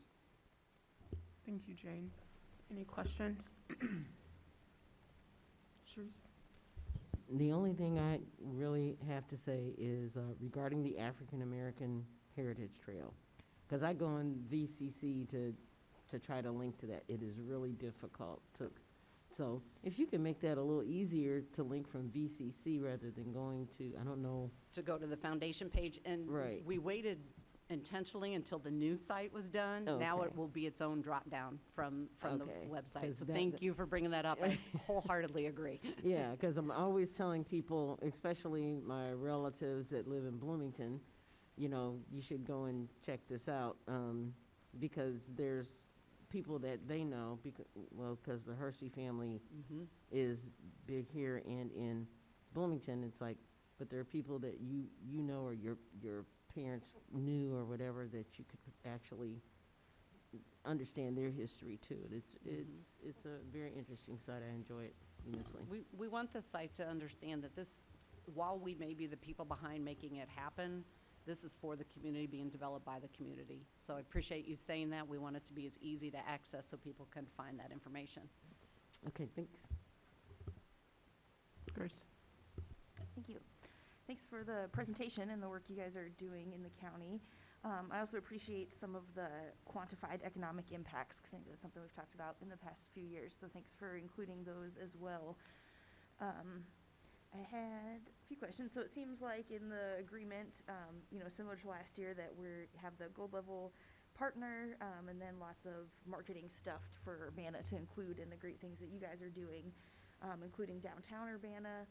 And item J on here under the VCC's obligations says to promote area businesses and events located within Urbana's Central TIF district. And I didn't know why Central TIF only and not the other ones. I know one's expiring, but why that one of the 3 TIF districts, I guess? In particular, just to add the tourism to the downtown, as it's been a focus, and we know that once we could ideally highlight our downtown, from there we'll move and expand out into TIF 4, TIF 2, Cunningham, Philo, but the focus have been for them to highlight the downtown because it also is a function on their map. It'll be very difficult for them to include all of Urbana on that map, so we do have to kind of create a parameter for them to stay on, and we hope as the ED side of the city of Urbana will advertise the rest. Okay, so that the city is advertising more on the other TIF districts? We hope to advertise on the rest. So we have like a marketing RFP out that we hope to additionally add, but on the VCC side of things, we are asking for a downtown TIF as a focus first. It doesn't stop them from highlighting other locations as they have with the with other businesses as she's listed, but for us, we ask for that focus first. Yeah, we include all Urbana hospitality business on our website and promote those on social media and everything, so. Yeah, thank you for the explanation. I think that makes sense, and downtown is an important area, but I just see it come up a few times in here and not so much the other areas. So I, support Urbana downtown, but also don't want to lose sight of all the other great areas of Urbana that have other businesses and destinations. My other question was about the budget page here. Just wanted to clarify, because it said the 2020 budget approved for VCC from the city of Urbana was 20 grand, and my understanding is that it was 15, and I didn't know if that was because of some changes, that was what was budgeted before it was approved, or if that's just a typo in there. It was originally approved by the VCC board at 20,000, and then you changed it to make it 15. So our budget was approved at 20. That doesn't mean that the actual budget then, of course, was 15. I see. Okay, thank you. Go ahead, Sharice. I just have to say this. We as Grace, to also answer, kind of help you with this. We had actually approved in a COW for VCC to get $20,000. And when it came time the next week for the city council meeting, you introduced an amendment to that and changed it to $5,000. Took it $5,000 less. So I don't know if you remember doing that, but that's what you did. Yes, I recall. Thank you. Uh-huh. I have a question. How do the new people to the city of Urbana find the new crew? Like, are you working with the realtors to when you sell a new house in Urbana or whatever, here's information to get in touch with the new crew? Both through the employer that may be hiring them, so the major employers are aware, and also through the Association of Realtors, through, well, of course, the University of Illinois being one of the major hires, as well as just word of mouth that comes with it. But definitely through the realtors themselves are a huge marketing opportunity, and then their employer as well. I would just personally would like some more information about that, just so I can help share it as well. We'll definitely send you more information. Okay, Thank you. Any other questions? Yes, go ahead, Sharice. I'd like to make a motion. Please. I'd move for resolution number 2022-10-077R, a resolution approving and authorizing the execution of a community partnership agreement with Visit Champaign County for fiscal year 2022 to 2023. Be moved to City Council for approval on the consent agenda. I'll second. Okay, it's been moved by Sharice and seconded by Jaya. Resolution number 2022-10-077R, a resolution approving and authorizing the execution of a community partnership agreement with Visit Champaign County for fiscal year 2022 to 2023 to City Council with recommendation for approval. On the Yeah. consent agenda. On the consent agenda. Any discussion? Or, yeah, Grace? I just wanted to clarify consent or regular, Oh, where it was okay. going, so Yeah. all good. All right, so, all those in favor? Aye. Aye. All those opposed? Okay, that motion passes. Thank you, Jane and Darius. Oh, you're still with us. Yep, still with you. Next on the agenda is resolution number 2022-10-078R, a resolution approving and authorizing the execution of an economic development agreement with Champaign County Black Chamber of Commerce for fiscal year 2022 to 2023. And once again, Darius White, Community Development Services, here to introduce Mr. William Cowles, who is the president of the Champaign County Black Chamber of Commerce. Just want to bring to everyone's attention that this will be a first-time agreement. So compared to Visit Champaign County and our Economic Development Corporation providing a review or a end-of-the-year review of what they have done in the past, this will be a new agreement that we are looking to move forward with the Black Chamber of Commerce. You have the floor. I will tell you, I have a different appreciation for everyone who presents now on the city council from the staff perspective. Definitely will be more mindful, but it's a pleasure to be before you all. I want to first give God the glory, and I want to thank you all, the mayor, the council, staff, as well as the community, because without you all being advocating for us to be here, guess what? We would not be here. So I want to say thank you on the behalf of the Champaign County Black Chamber. Some would ask, as you look at our mission statement, what does a black chamber do? And I thought I would, as opposed to reading what you could read, we do what most chambers do, which is advocate on the behalf of business. And we specifically focus on black-owned businesses in our community. The harsh reality is without that intentionality and without that focus, the likelihood that our businesses, African-American businesses specifically, will grow, let alone thrive, is not possible. So most of our work is entailed, as our previous speakers, we've worked with individuals from EDC, we have worked with VCC, we've worked with the University of Illinois, we've worked with the City of Champaign, the Champaign Park District. So there are a number of strategic partners that we've worked with throughout the years to talk specifically about policy, to talk specifically about how to do business with those different entities, and to market and bring exposure to those small businesses. Working with those entities, such as Business Elevator, the Illinois Black Chamber of Commerce, the Chamber of Commerce, has been critical and important on advocating on the behalf of and providing those educational opportunities for those individuals. We've worked with outside entities such as Ameren, Illinois, and I believe one of our proudest moments was being blessed to connect with Restoration Urban Ministries with the Ameren Energy Saving Program, helped them be able to get all of their lights replaced, which ended up saving them thousands of dollars in energy fees.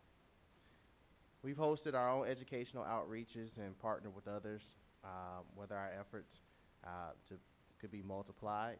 In recent, we've worked again with Business Elevator to help provide training, and that's been amazing because we've been able to partner with different individuals and expand their impact as well as expand our impact. Personally, how do we get this stuff done? I've worked with a small group of volunteers. I myself am a volunteer, and we use all of the resources that we receive to the growth and dedication of African American businesses.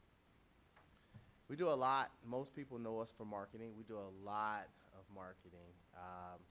And we use social media. We use word of mouth.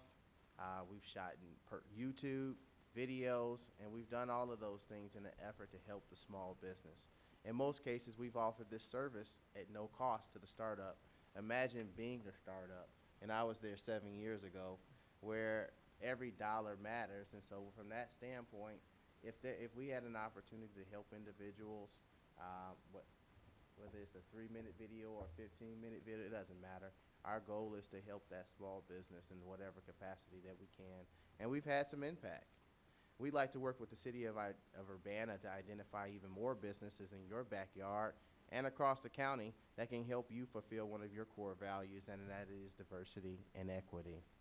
Now, I would pause and say that identifying businesses and being able to do business with the city of Urbana, as you all know, is two different things. We not only want to work to help bring exposure to businesses, but we want to sit down with entities such as yourself to explain what it means to be ready, willing, and able, and be able to increase that diversity number that amongst contractors and amongst businesses. Procurement is a huge focus of ours. Not only is it critical to have a policy that, and I'm glad Alderman Evans, that you talked about the CDAP, because we believe that without a policy, a specific policy that outlines how we do businesses with minorities, and particularly because there are different groups of minorities, African Americans, we believe that, and the evidence and the data and the numbers continuously show that without a policy and without a commitment to that from you all, as you all have shown tonight, it's almost impossible to see more African American businesses, let alone diversity as a whole. Not only is it critical to have a policy, it's just important to understand what it all takes for all parties involved to meet that goal. So a lot of times what happens is that we create a goal. We say we want to do 10%, 15%, 20%, 30%. Sounds great. Everybody gets excited. We do a ribbon cutting, whatever the case may be. But what is typically missing is what is it going to take to get to 30%? What will it take to get to 15%? What will it take to get to 5%? What will it take to attain that goal? And so the Champaign County Black Chamber of Commerce looks to help define, or at least explain from our experience, where diversity goals have succeeded and why they failed. That's a critical, important piece, and I think that makes you all unique for even tackling that, because again, most of the time people put out 30% goals, 20% goals, whatever the goal, but they don't have a real understanding of who's in their backyard, if they can even accomplish that goal, and what will it take, what's the repercussion if that goal isn't met. Understanding things such as a business owner's capacity, defining what good faith efforts look like, setting up meet and greets with the city's prime contractors and contractors, working to create mentor-protege relationships, all things that have to be considered if we want to grow African American businesses within the city of Urbana. And those are things that we like to do within the confines of this agreement to help out in that area. Creating unique ways for businesses such as barbers, restaurants, e-commerce, t-shirt companies. You don't necessarily have big procurement for a person that does buttons or a person that does t-shirts, but there are creative ways that perhaps maybe on a day that you all want to support black-owned businesses, you work with a t-shirt company. And so there are creative ways that we can help even individuals that we don't do procurement with, or the city of Urbana doesn't do procurement with, and still be able to support black-owned businesses. In the end, our goal is to help the city of Urbana meet their goals in diversity, and part of that is building healthy African American businesses. That's another challenge with the word diversity, because it means so many things to so many people. And so as a part of meeting your diversity goal, we want to play our part in this agreement to help build strong, healthy African American business. As the agreement states, we will provide trainings to include access to capital, doing business with the city of Urbana, and breaking that down, not necessarily just from the standpoint of the opportunities that you have, but really breaking down projects that our businesses can and will be able to qualify for. And if there is a need if there is a need that you all have, we also partner with the Illinois Black Chamber of Commerce as well as the National Black Chamber of Commerce to help meet some of those needs as well. We want to talk about understanding cash flow. A lot of times we talk about getting to $10,000, getting to $15,000 to $20,000, whatever the case may be, for a piece of equipment. But if a business doesn't understand or is having trouble or issues with cash flow, we may have done a great thing. You all may have done a great thing by having access to capital available. But if you don't understand cash flow, you all look at the budgets as we talked about earlier, then that $10,000 to $15,000 to $20,000 may not necessarily, it's a great thing, but it may not necessarily grow the business as everyone intends it to. We want to talk. We will do a workshop on from pop-up to start-up to beyond, because a lot of times individuals categorize all businesses as one. So there's micro businesses, there's small businesses, there's large businesses. And what does it mean? A lot of times we do work those pop-up businesses, and those are those unidentified businesses that don't necessarily have all the things ready yet to do business with the city of Urbana, but they have the desire to run a business. And so we want to help and train and work on that. Is your credit impacting your abilities? A lot of people don't realize that credit, personal credit, business credit, does impact procurement, and so, or access to capital. And so being able to help businesses understand how, if you have a low credit score, how to get from point A to point Z. Now, we won't do the work for them, but we will provide that education. And lastly, how to perform and build healthy partnerships. A lot of times what happens, particularly in the business world, in your startup times, particularly when you're starting up, or you could be a business that's been operating for 100 years. Businesses succeed on the partnerships that they have, particularly in times like this. That's how businesses succeed. We also want to take the time to learn from you. There's a lot of things that you all have to offer. There's a lot of connections. There's a lot of things that you all bring to the table. And we want to learn about those relationships that you all have that we can continue to market and talk through with our target market audience. Lastly, we want to work towards a partnership that lends outside of us, and will be the hallmark of our work. We recognize that CDAP is a work in itself that took several years, but there's a lot of data that could help expedite the work that's been already done in the city of Champaign that we believe that we can offer and talk through with the city of Urbana so that you all can be even further ahead. Did I just say that?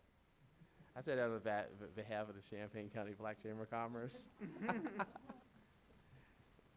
We want to thank you all for the opportunity to serve with you, and we look forward to the fruit of our labor together. And at this point, if you all have any questions, we'd be open to them. Chris, go ahead. Thank you, Councilman Kyles, for the presentation. Is it the Champaign County Black Chamber of Commerce position that the city of Urbana should adopt a policy regarding minority procurement? Without a doubt. To be quite honest with you, what we have seen is that, and we've done work throughout not just the city of Champaign, but in different municipalities, Decatur, Danville, and such. And what we've seen is where there's no clear policy, there are a lot of challenges in diversity. And particularly when you start talking about African Americans. So that would be my personal recommendation, but in my capacity, role as the Champaign County Black Chamber of Commerce president, I would say that it would be critical if the city of Urbana wants to increase the numbers. And there's a lot that goes into that, but I believe that you all are up to the task. Thank you. Yes, ma'am. Sharice, go ahead. I guess, my question as I was going through the agreement as well. Does the Black Chamber of Commerce guide or give any guidance regarding financial literacy as well as business acumen? Yes. So that these businesses will not just get off the ground, but kind of stay off the ground? Yes, ma'am. Well, Alderwoman. We have done recently a lot of work with Business Elevator, and that's where we've done a lot of our personal trainings, collaborating with that team at the University of Illinois. Also, as previously mentioned, we also collaborate with partners such as VCC and EDC, and some of the efforts that they've done and worked on, we share with our membership as well. And so is there a fee with, for businesses to join the Black Chamber of Commerce, that for them to receive those services, or are these services that you volunteer as maybe a carrot to get someone to join the Black Chamber of Commerce? I just want to understand that whole. We are a membership organization. However, we have open meetings and open trainings, and whoever, as the church would say, whoever would come, let them come. And so everyone has the ability to be able to have access to that training and have access to that work. And in fact, a lot of our work has been with startups who don't have the capital to be able to be a fully paid member. And so we work with that business regardless, just to be able to help them be able, I mean, if you're working with a pop-up or a startup, it's very difficult for them to be able to say, hey, we're gonna, pay that membership. And so we still work with people outside of, if that's to your question, we work with all agencies. Okay, yeah, I just wanted to know that was a capability for, Yes. for businesses. Thank you. Any, Grace, go ahead. Thank you. Thanks so much for the presentation. Nice to see you over in Urbana here. I was wondering what networking events we're talking about in the scope of services, because it seems like we're asking a lot, saying that Black Chamber of Commerce will be present at all networking events hosted by the city. So I guess I don't know, are we talking about one event or multiple ones? Because then we're also asking for coordinating registration, icebreakers, arranging the venue, providing a directory afterwards, a survey, quarterly meetings, annual report. So I guess what extent of these networking events are we talking about? So what we're asking is for them to host 2 to 4 networking events, ideally quarterly. We'll work hand in hand with them to make that happen. And within that agreement, it does allow for them to utilize, obviously, outside resources to make this happen. So it's something that we're not only wanting to do with the Black Chamber of Commerce in the city of Urbana, but we would like to include other entities. However, what you listed was what will entail in the general programming of an event. So they will be, with the help of us, they will be responsible of hosting the event within Urbana limits. At that event, obviously providing some type of icebreaker, collecting information from those that attend so that they can share that information with us, so it can help us to continue to build our directory of Black businesses. And there was a few other small things you listed, but those all go within the logistic needs of hosting a networking event.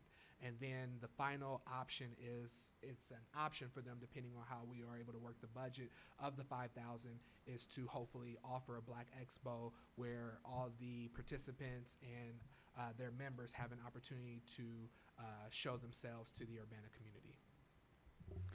Thank you. So 2 to 4 events per quarter is what we're talking about, right? No, 2 to 4 events, ideally quarterly. So if they were to host one a quarter or biannual, or however they choose, ideally we would like to see 2 to 4 networking events. Over the year? 1 year, yes. Okay. Because this, could you explain more how you came up with the $5,000 amount? This just seems like a lot of ask for that much. The $5,000 amount came from the initial $5,000 that was pulled from a different agreement in order to outreach and have partnership with other organizations such as a minority-based organization. As well, the $5,000 hits their platinum sponsorship, which is their highest sponsorship available or that they advertise for the Chamber of Commerce. Okay, so the 5,000 from last year that was earmarked for this, is that right? Correct. Okay, because to my understanding, there's still kind of a lingering 5,000 from this year from the dissolved Downtown Urbana Business Association, that there was 10 grand a year in that. If we're increasing EDC's amount by 5,000, we're keeping VCC's the same. My understanding would be that there's kind of this lingering 5 grand this year that formerly went there. I think more would be great. I guess kind of question would be, if, Will Kyles, if you think that's an option, and / also if there would be a possibility in the Black Chamber of Commerce helping with Urbana explore and kind of draft some ideas about CDAP or some similar minority procurement policy. Within our original conversation, we definitely discussed CDAP, and we both came to the agreement that CDAP is a process of a program that has to be created. And one thing we wanted to make sure in this first agreement that's being done between the City of Urbana and the Black Chamber of Commerce is to make sure that we create an agreement that is realistic on both ends. And we wanted to make sure that we did not set any side up for failure. So ideally, the agreement is for us to move towards a CDAP list. One thing we understand, especially within the Economic Development Division, is that we have to establish relationships with these businesses, and that's been a lack in the past. So these networking events are first to gain trust and relationships with these businesses, for them to share their information with us. And once we have all the information, we're able to actually create a CDAP program that will be useful for the City of Urbana, that won't set us up for failure as well, and that we can make sure to accomplish any percentage that we set forth in that agreement or that policy. If I could add, anytime aldermen, alderwomen ask about policy, that excites me. And so, yes, I would be looking forward to, within the confines of the agreement as talked about. But, switching, if I switch back roles, anytime you all are saying that's something that you all want or something that you would like to do, the Champaign County Black Chamber of Commerce would definitely be willing to work in the capacity with your team, with your staff, to see that happen. And as it pertains to resources, there's not a not-for-profit alive that would say no to more resources. So within the confines of what we discussed, we're definitely excited to work, and if there are other resources available, then obviously, that would be a discussion for you all. Great, thank you for the clarification. I would like to move that we increase this to 10,000.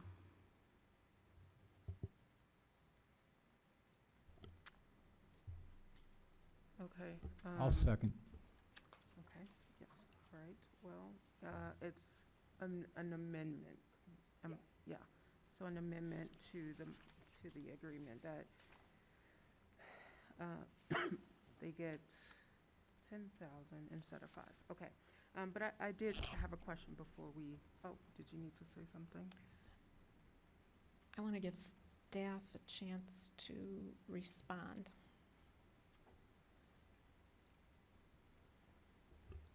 Between now and next week, we'll see if we can identify the source of money, if that's what you were asking for. Yeah, I was talking just to because Stephanie. no source of, if you're increasing it $5,000, you need to identify where that's coming from, so. Yeah, so we'll Give you sort some that out options between- next week. Yeah. Okay. So the services provided by the city provide contact information for all Black businesses. How is that list? Do you think that it's a complete list that we have right now, or have you guys compared lists? No, it's not a complete list, and as we all know, every day a business is opening or a business is closing. But there are a lot of different entities that are trying to create this list. Currently, EDC has a committee for economic development and minority communities. They're trying to accomplish this list with the work of U of I and a student group. We have our internal team that's working and constantly collecting data as well. And then also playing a large role is the Champaign Public Library, who's also trying to create that list and has added us to that committee as well. So we have a meeting, I believe, planned this Friday where we're coming together to include all those lists to see where we're at, compile them, and continue to work forward with it. And we were just informed that U of I won't be able to start their project on the list until spring. But in that portion of the agreement, we at least want to make sure that we're providing all our resources to the Black Chamber to help them with their outreach in case there is any businesses that are not on their list. Has there been, oh, go ahead. Because there are so many lists and so much work in this area, as a baseline, we are going to use we've been using the CDAP list that's online. And there are businesses that are not on that CDAP list that we have, and so but as a baseline, we will use that list because that list is constantly updated, is constantly checked. And I think it's a great barometer or a great, that's not the word I want to use, that's a great use of being able to take one program and then extend it to where everybody's working off the same list. I think that's important, is that everybody works off the same list. Historically, what our major challenge is been that list. And so different people come in, different organizations, different work has been done where different lists are housed, but the CDAP list, from my thought process, is online, it's updated, everyone can have access to it. I've actually sent prime contractors off of that list because it gives them a strong reference point. And because so many people entities are now starting to use CDAP, at least from the list standpoint, it just makes it easier. So I know that the county is going to use that list. I know that you all are talking about CDAP now, so using that list. So in my opinion, it just makes sense.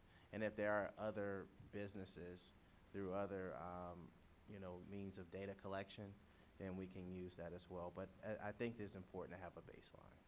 And I just want to be clear with that because we do have many businesses, in particular Black businesses, who need the support of this agreement, who are not on the CDAP list, who do not have the desire to go into procurement with municipalities, and they won't be left out as well. So we will make sure to compile and work together with all the different entities that are creating this list and try to see what we can put together for a full list. Yeah, I was gonna say about, not every business is into procurement, and we wanna make sure that, those Black businesses are included too. Like you mentioned, like, the city does T-shirts for different things. Like, maybe a couple times we use a Black business for that, and we wanna be able to have a listing of, something like that we can go to and say, we'll choose this company this time. I think that's where, and I'm excited about all these questions, to be honest with you. But I think that's where real engagement, whether there are businesses that have stir-fried rice, or there's a business, like you said, that does T-shirts or e-commerce. There's different ways that businesses can be engaged in this community. And I believe that if we're open to those ways, then we'll increase engagement, involvement, and, I could go on and on about stories, but I'll be careful because I could talk about this forever. Jeff? With the recommendation for increased funding before next week, can you also provide us an update on what that would mean from the Black Chamber of Commerce in terms of scope of service, if that would impact what we're asking or would be receiving? I think that goal, that came out of last year of increasing support for Black-owned businesses, minority-owned businesses in general, that's really important, but also thinking about like what is the impact of that additional funding, if it is available, just so we can decide, like, is that the best place to direct it to? Well, definitely, yes. Thank you. Yeah, Darius, I wanted to ask a follow-up question. I'm trying to understand what you said earlier. Are you saying that there needs to be mixers and meeting black businesses, gaining their trust before we make a policy? Ideally, I would say yes, because we need to have an understanding of what those black businesses need and how we can fill that need. If we create a CDAP agreement that states that we're looking at a certain percentage, but yet we don't have the businesses to fulfill that percentage, then we could look at ideally failing in that aspect. So it's not to say that it shouldn't be done, but we want to make this very organically and make sure that we establish relationships. There are too many times where we are telling businesses, individuals what they need, but we don't ask them. So this gives us the opportunity to have almost that public input where once again, we are gaining trust. They are having knowledge of who we are as an economic development team. And then that just makes for us to be able to do more events or program and gain a better relationship with the Black Chamber. So it's not to say that it doesn't happen before the networking events, but in this case, what we are looking for is to establish that to move forward with getting this information to move towards a list if so asked by you all, so. I agree with everything you say about developing the relationship and how to go about that. Will, maybe you could talk about, in Champaign, aren't the goals sometimes aspirational? And isn't there a process of establishing good faith efforts when we come up short on these aspirational goals? So the goals are aspirational, as you outlined, Alderman, and one of the strengths of the program is the good faith effort. So it's not just, a company doesn't just say, I tried, but there are a number of things they have to do, such as go out, have you specifically called? If you did call, if the phone number didn't work, did the email work? Did you have a pre-bid meeting? Did you have a meeting? So there are follow-up questions that our staff, the staff on the City of Champaign's, led by Rachel Joy, works through for every piece of procurement to ensure that a good faith effort has truly been made. Thank you. Any other questions? Okay, Sharice? I'm just gonna say this, and definitely gonna be a clutch the pearls moment. I am glad that we are trying to establish this relationship with the Black Chamber of Commerce. I however, will not be voting in favor of the amendment of what Ms. Wilkins made. Mainly because that's something that should be established before and not last minute. And I think it's about business and how we deal with you. We will be at your platinum Correct. area, but the other part of that is that you are the person that is leading this. We are helping you. And my take is that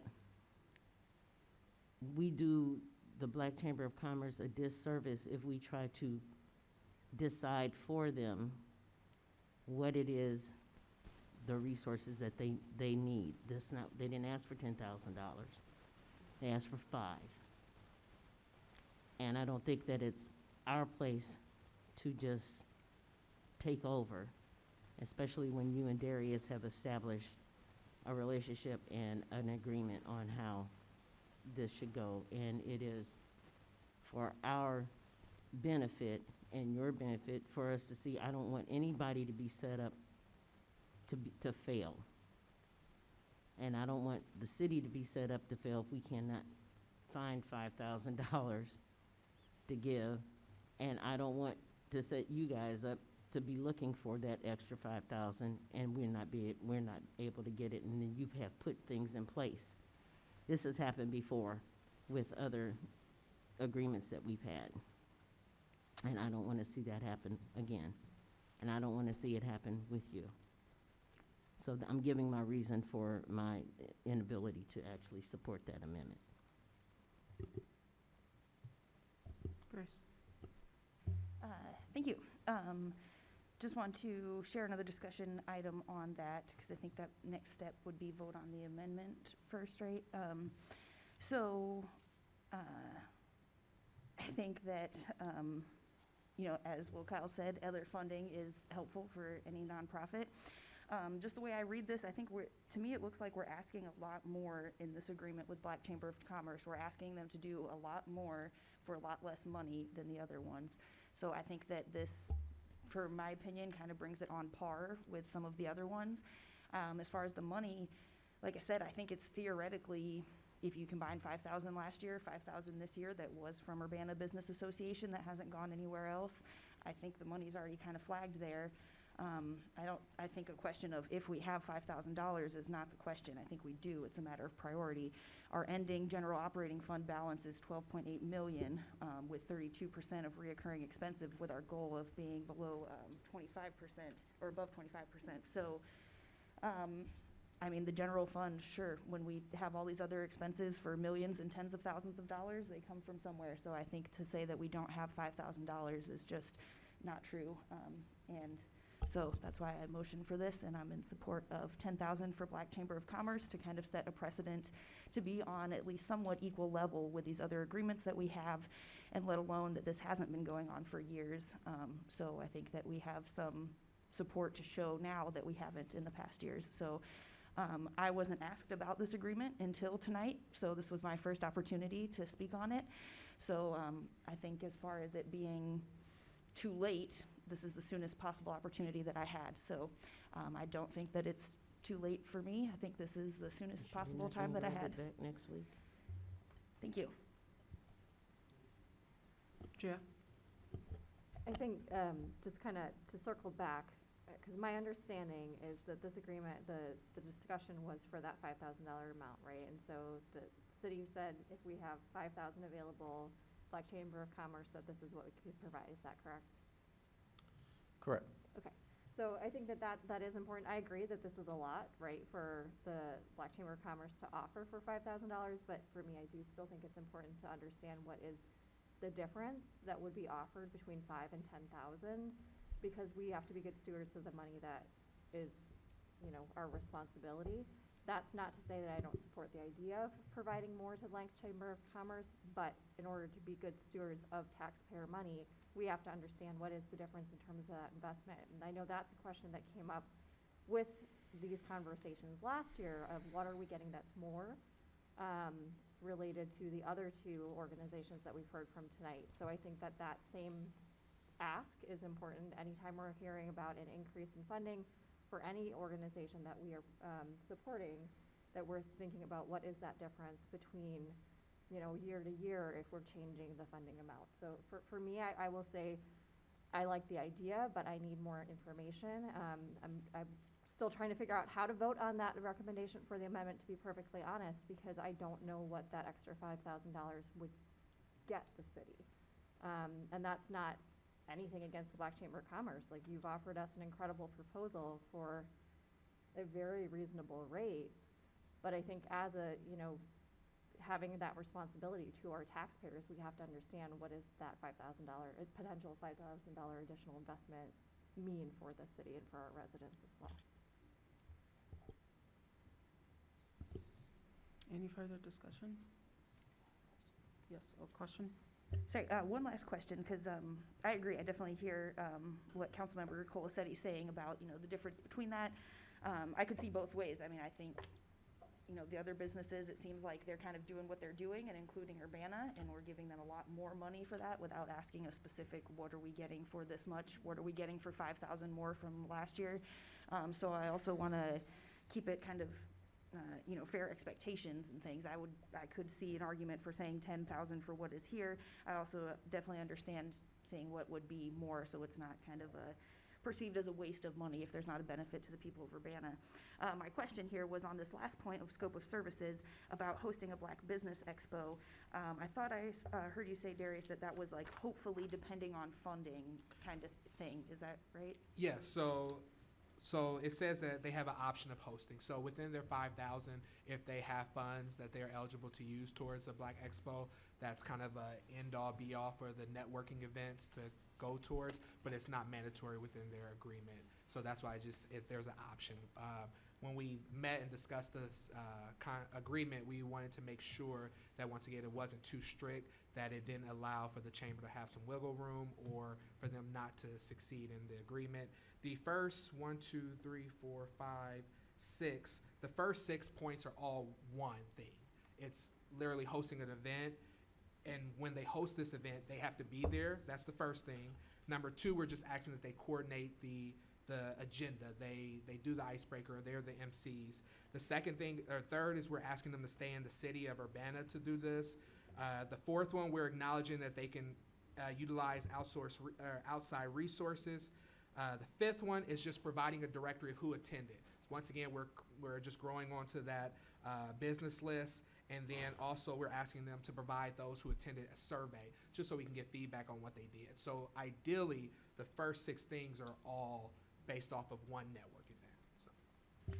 Makes sense. Thank you. I was just thinking about that. Seems a little less abstract of, saying that if there were funds, so that it seems like for me that could be the difference. 5,000 from 10,000 leaves it a little bit less of, if there is funds, hopefully you could do this to a more secure, this is the plan that we're going to do this because the funds will likely be there.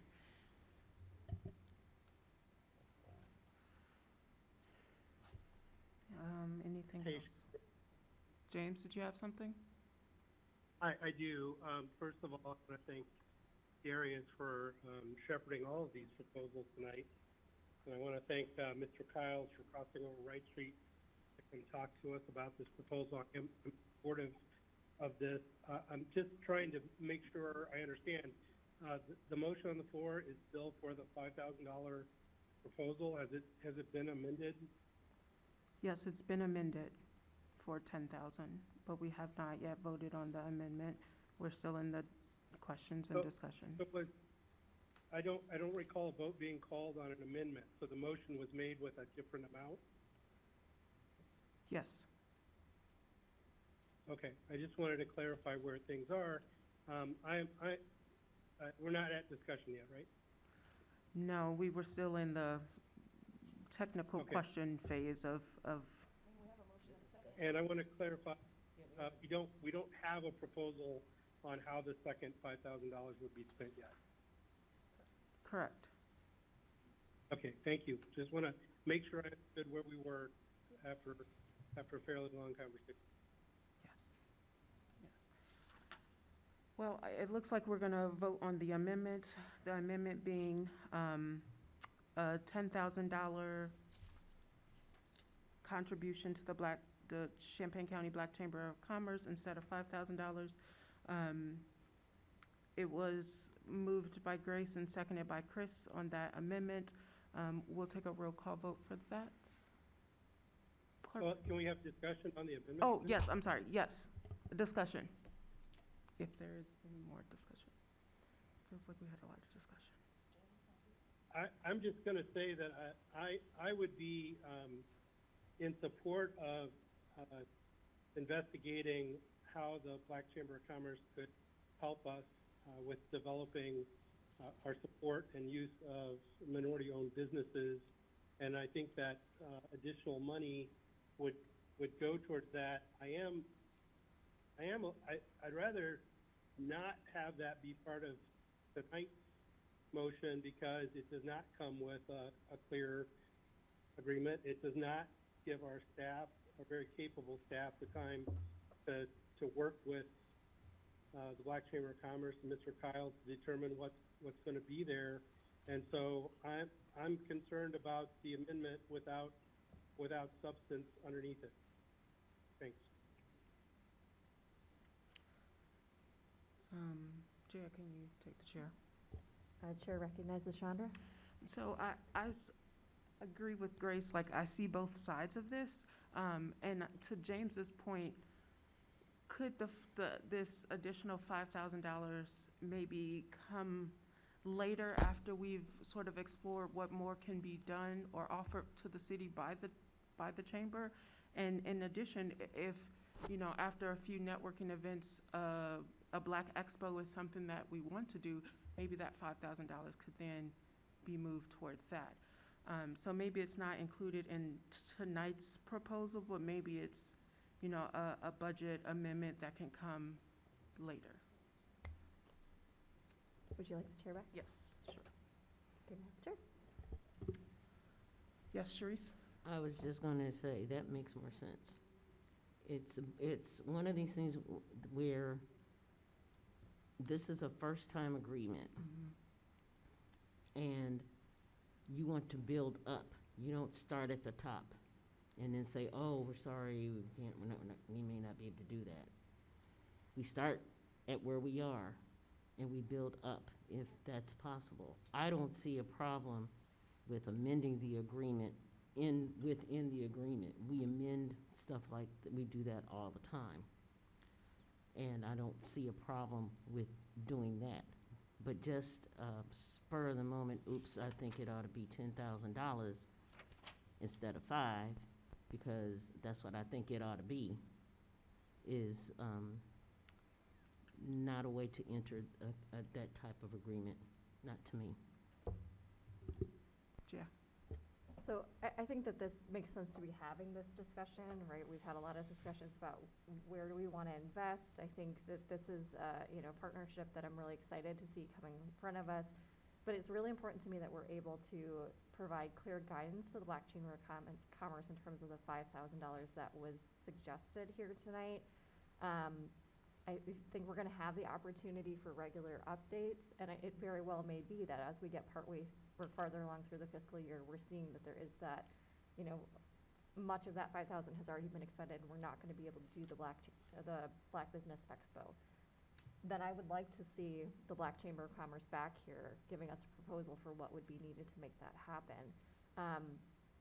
You know, I as someone with nonprofit experience, like, yes, more money can always be helpful, but you also have to have a plan for how you're going to spend it, right? And sometimes having more money, if you don't have the capacity to, we see this on the city all the time too, right? That's why we've had to bring in RPC to help with grants and things like that. I think it is important that we're having a clear understanding of where is that money going, and is that what is needed by that organization in that moment? So I would also be in support of separating that piece out, not to say that there's not an interest or inclination for additional support for the Black Chamber of Commerce, because I will say for myself there is, but I don't understand, because we don't have a proposal in front of us, what we're asking of the Black Chamber of Commerce. And I think what they have given us is a very clear proposal for how what is currently under negotiation, or being discussed rather, what that would look like. And it's really important to me that we're showing that commitment to the Black Chamber of Commerce tonight, not dependent on whatever else gets decided, you know, as staff and the Black Chamber of Commerce are trying to scramble to put something together for next week. So my inclination is to say, let's try to get this piece settled.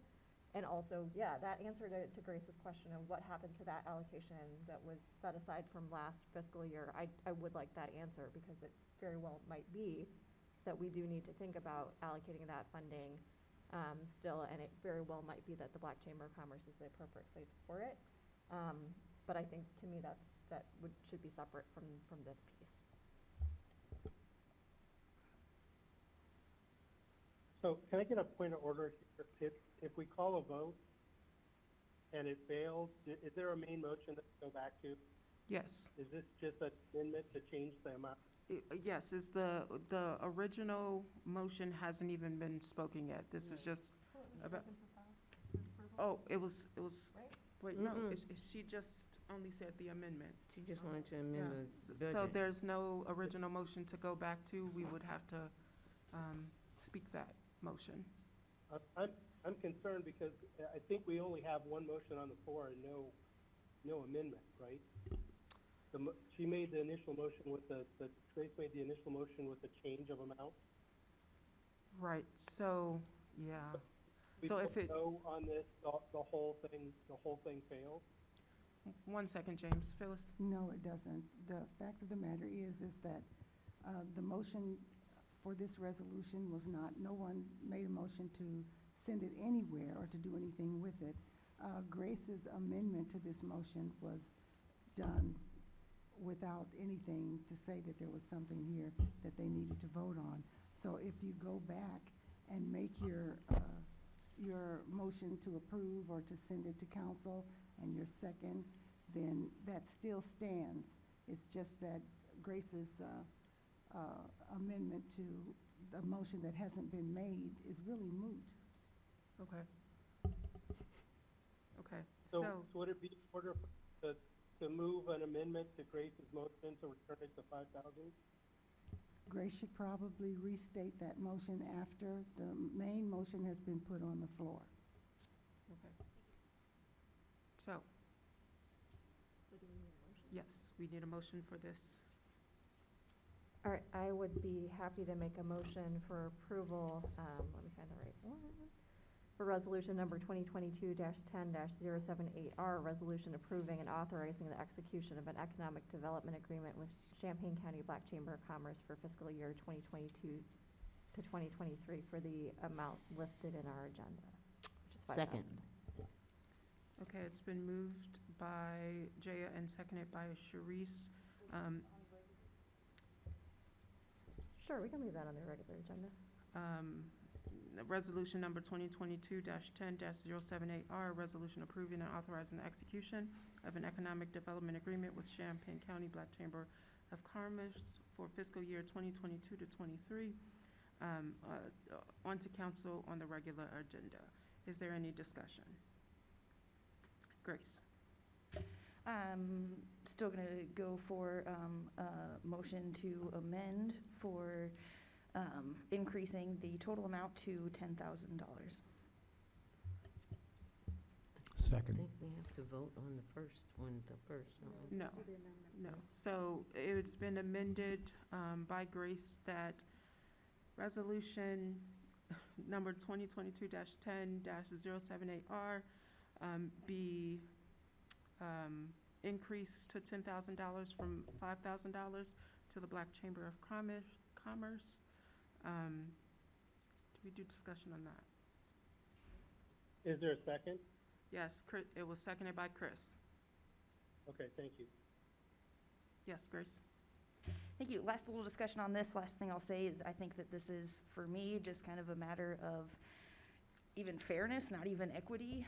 I think with some of the other ones, when we increase their amounts by $5,000 or $10,000, there hasn't been a clear cut. This is what we're getting for that much extra money. I don't think that it's right to hold one organization to that kind of standard and not the others. If the $5,000 is a big deal, you know, we could look at that $5,000 increase to some of these other organizations based on, is that really 10% of the budget? People don't seem to like to want to do that, so, you know, think that there can easily be found some extra money in it. I definitely understand the issue of the timeliness, but again, this was my first opportunity to speak on the issue. So yeah, I understand that that's a lot for changing things if we are going to renegotiate this kind of contract within a week. So I understand different sides, but again, I think this, for me, this is just about basic, barely even scratching the surface of fairness for me. Thank you. Sharice? I think you're missing the point. It's not about fairness, it's about doing due diligence, doing our due diligence and not setting either side up, as Darius said, for failure.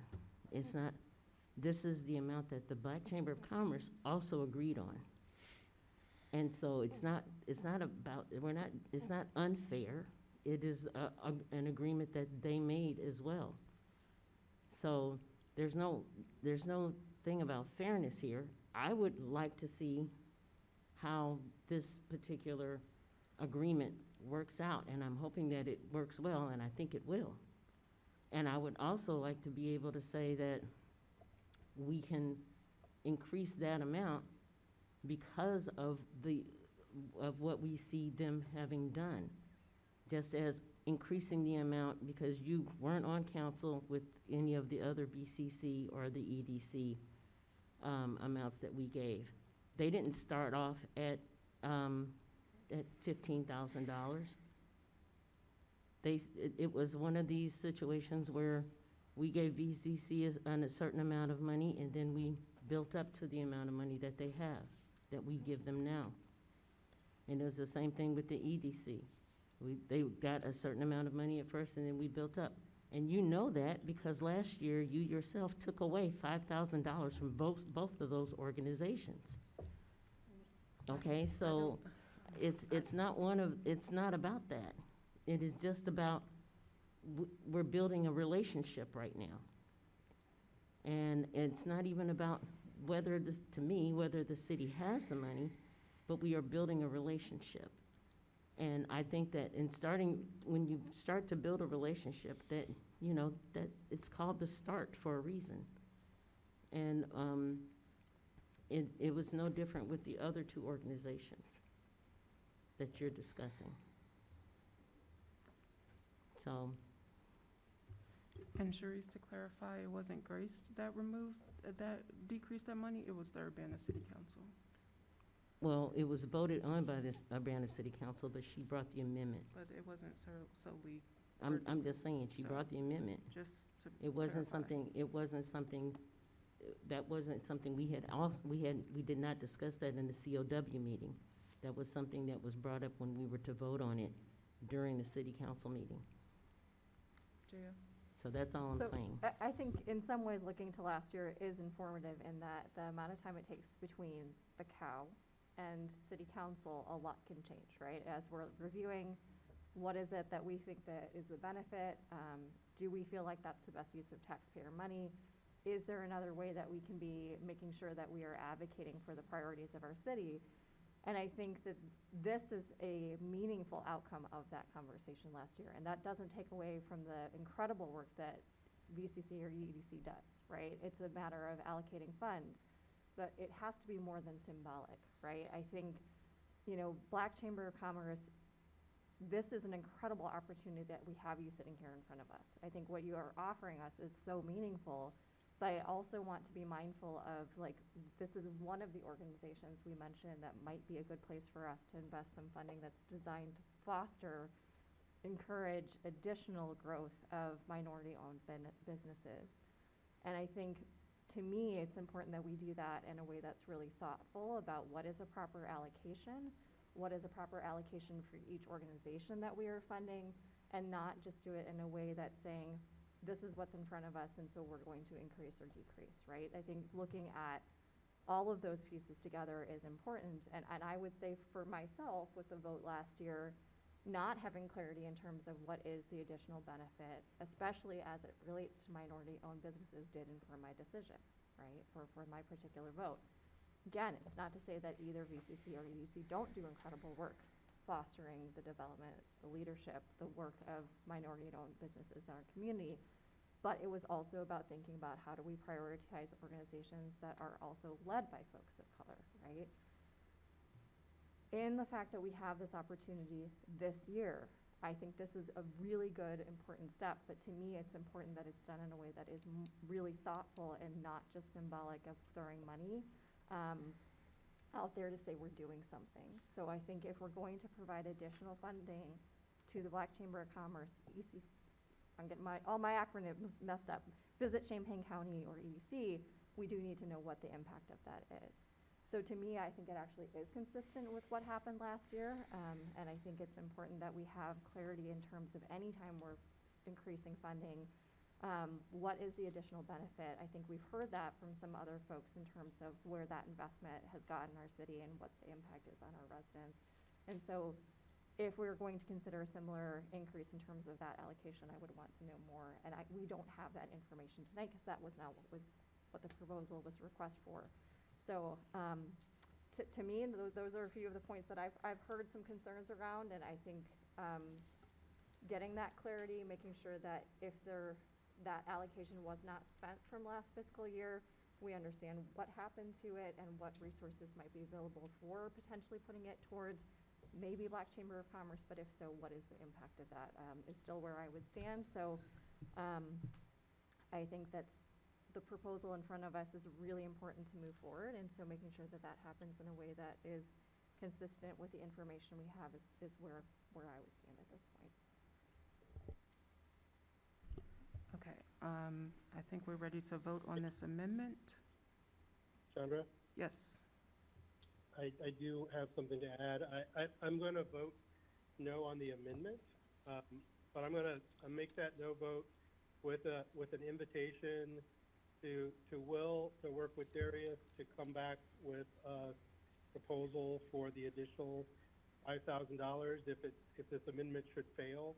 I am going to be voting yes for the main motion. I think it's an important step, a step that's taken too long for the city of Urbana to be engaged with the Black Chamber of Commerce in this way. And but that I'm not voting no on the concept. I think with the concept that we have in the main motion and the funding for the main motion makes sense. I don't think this change in amount should be done without a clear idea of how we're going to spend it.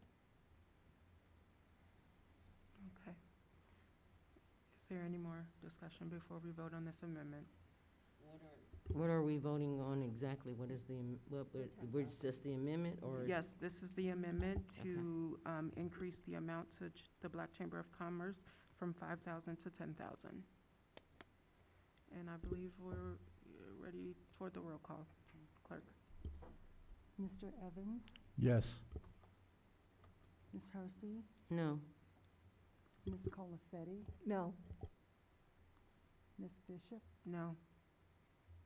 Ms. Wilkin? Yes. Mr. Quisenberry? No.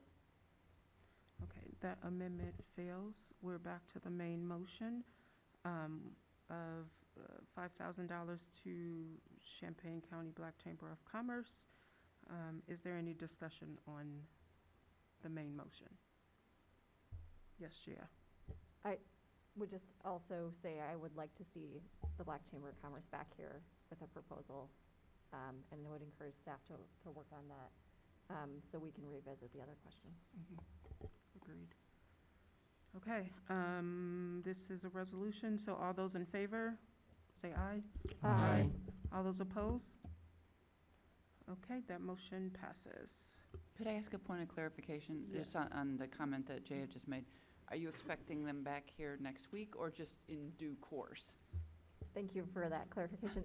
In due course, I think that clarification for the city council about the question from last fiscal year of that Sure. allocation is an important piece of that, and I think that might impact their ability to come forward with a proposal as well. Okay. Thank you. Okay, thanks. Thank you, Mr. Cowles. Okay, moving on. Next item on the agenda is resolution number 2022-10-07R, 079R, a resolution amending the City of Urbana and Urbana Home Consortium Consolidated Plan for fiscal year 2020 to 2024, and annual action plan for fiscal year 22-23. Hello, Braden. There we go. Thank you. Good evening, Mayor and City Council. Before you tonight is a resolution amending the City of Urbana and Urbana Home Consortium consolidated plan for the fiscal years 2020 through 2024 and the annual action plan for fiscal year 2022 through 2023.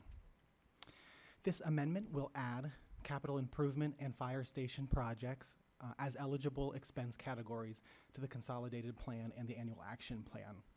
This will enable staff to commit CDBG funds to capital improvement and fire station projects that will primarily benefit the city's low to moderate income targeted neighborhoods.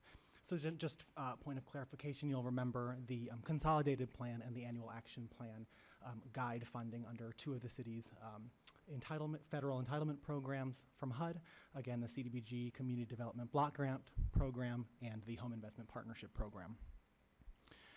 The reason this amendment is needed is because the city has a substantial balance of CDBG funds from previous years that must be committed to projects in order for the city to remain in compliance with HUD's timeliness requirements. If the city does not commit HUD funds to projects in a timely manner, our annual grant amount could be reduced by HUD. And as you'll see on page 2 of the memo, the city currently has a CDBG budget from previous years of $640,000, which is in addition to our 2022-2023 allocation of $516,000. The reason for this balance is primarily due to the COVID-19 pandemic. In 2019 and 2020, the city received COVID funding through the CDBG program from HUD that was specifically to be targeted toward COVID response and planning efforts. And so this city staff prioritized spending the CDBG funding from that pot of money, which we utilized for a variety of COVID projects, including the city's rental assistance program. But as a result, it left us with a large balance of this regular CDBG funding that we did not commit to projects because we were really prioritizing that COVID-19 response.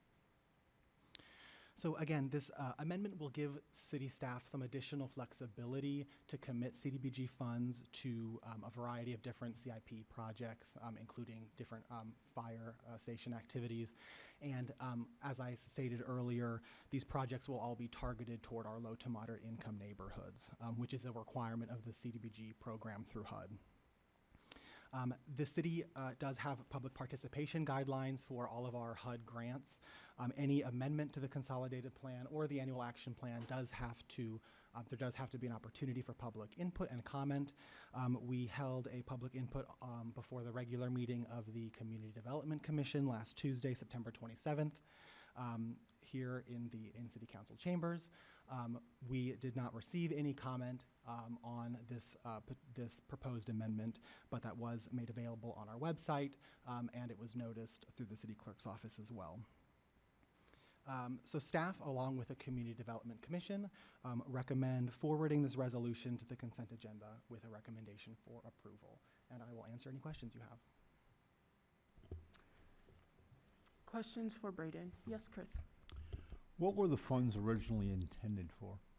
So community development block grant funding can be used for a variety of different projects. It's a very flexible pot of funding from HUD. Capital improvement projects are an eligible expense category. So, you know, obviously within the program, we can use it. We've used it in the past. For example, the Kinch Street lighting project. We did curb improvements in the Dr. Ellis subdivision. So again, the requirement is that it has to prioritize low to moderate income neighborhoods. That's a HUD requirement.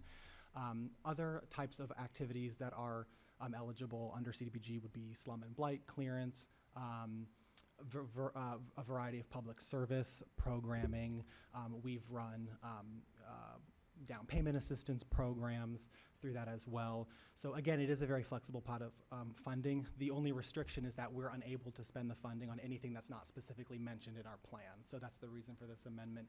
If there are items that we want to have the flexibility to commit funds to, but it's not specifically addressed in our plan, we have to go back and amend it just to add those categories so that we can show HUD we had the public participation, we amended it appropriately, and then committed the funding as required.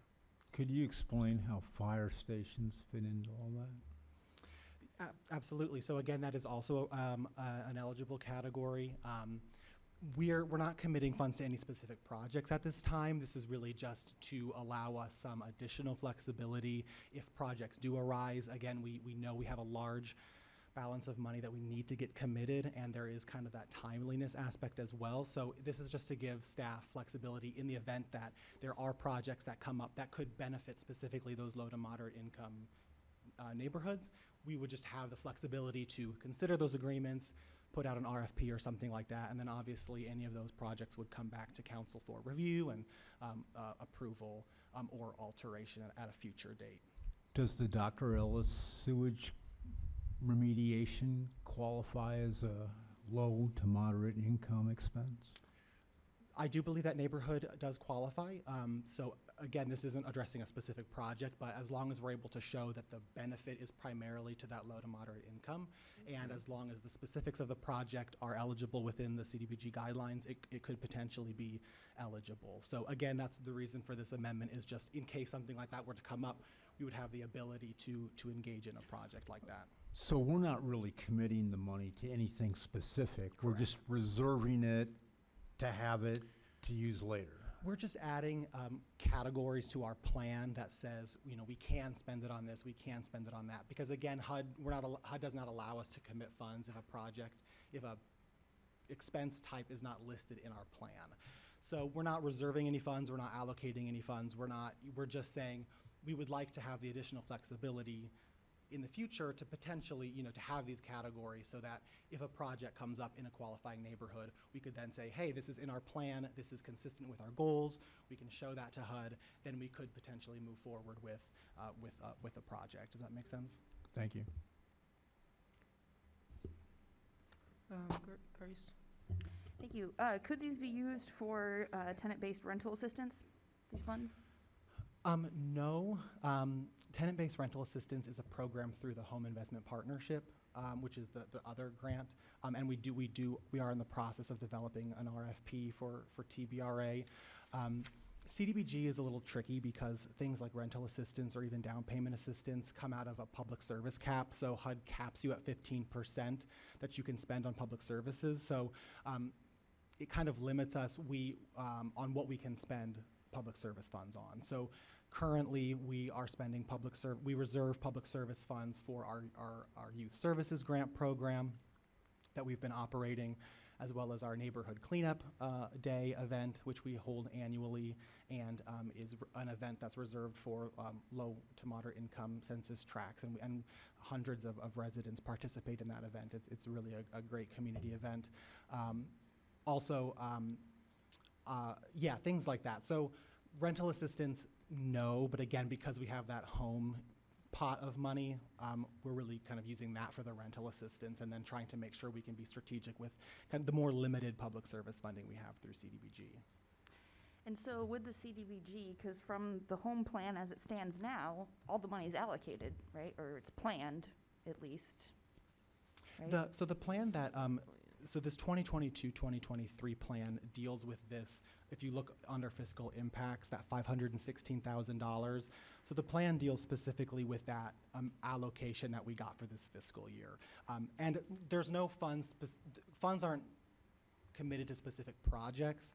In the plan, we just commit funds to project categories. So for example, infrastructure or, partnership with the housing authority. So they're kind of more general. The plan, HUD doesn't require us to actually say, line item, we're spending it on these. It's just general goals, kind of more general categories.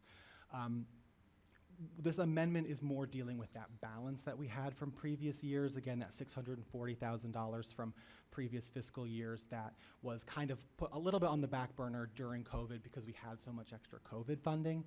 So, and again, this is just to allow us the flexibility in the future if we maybe do have some extra funds and a great project comes up that we want to dedicate funding toward. It would give us the flexibility to do that depending on what we see. But it doesn't sound like that. It sounds like these are for the fire stations, right? No, that we're just adding that category. Again, as I said, in case there is a project that comes up, we just want to have the flexibility to be able to dedicate funding toward whatever projects, whether it's capital improvement, again, lighting projects, sidewalk improvements, things like that, or if there's something that the fire station thinks, hey, this targeted neighborhood, we could really use this, that would be a possibility. But again, at this stage, we're not allocating anything for a specific project. We're just adding the expense category so that we have some more options to make sure this money gets out into the community. Because we really don't want to, if we have a balance like this next year, HUD will be reducing our grant funding. And that would be terrible for our community. We want to make sure this money gets into our community and doesn't get, that we don't receive any negative consequences from HUD. So it's, again, really just to give us flexibility to make sure we have options in how to spend this money, whether that's capital improvement projects in qualifying neighborhoods or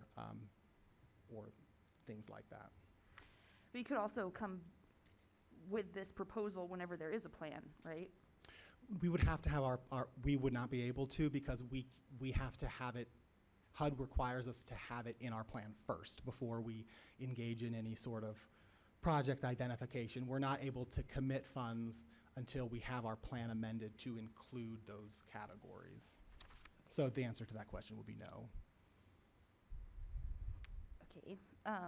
And because we just recently passed this, right, and we put $0 for support infrastructure improvements, and you're saying that's because it wasn't accounting for the balance from previous year?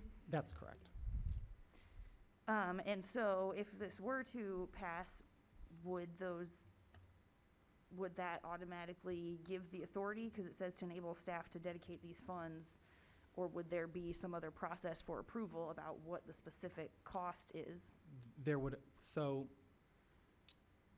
it's adding the category to our plan. Again, there's no, because this is previous year funding, money's not gonna be moving around. It's simply to add an expense category so that if we wanted to open up an RFP or something along those lines, we could bring those to council, have you discuss them, determine if we wanted to spend money on those projects. We're not setting up line item budgets of, oh, this is how much we want to dedicate toward capital improvement.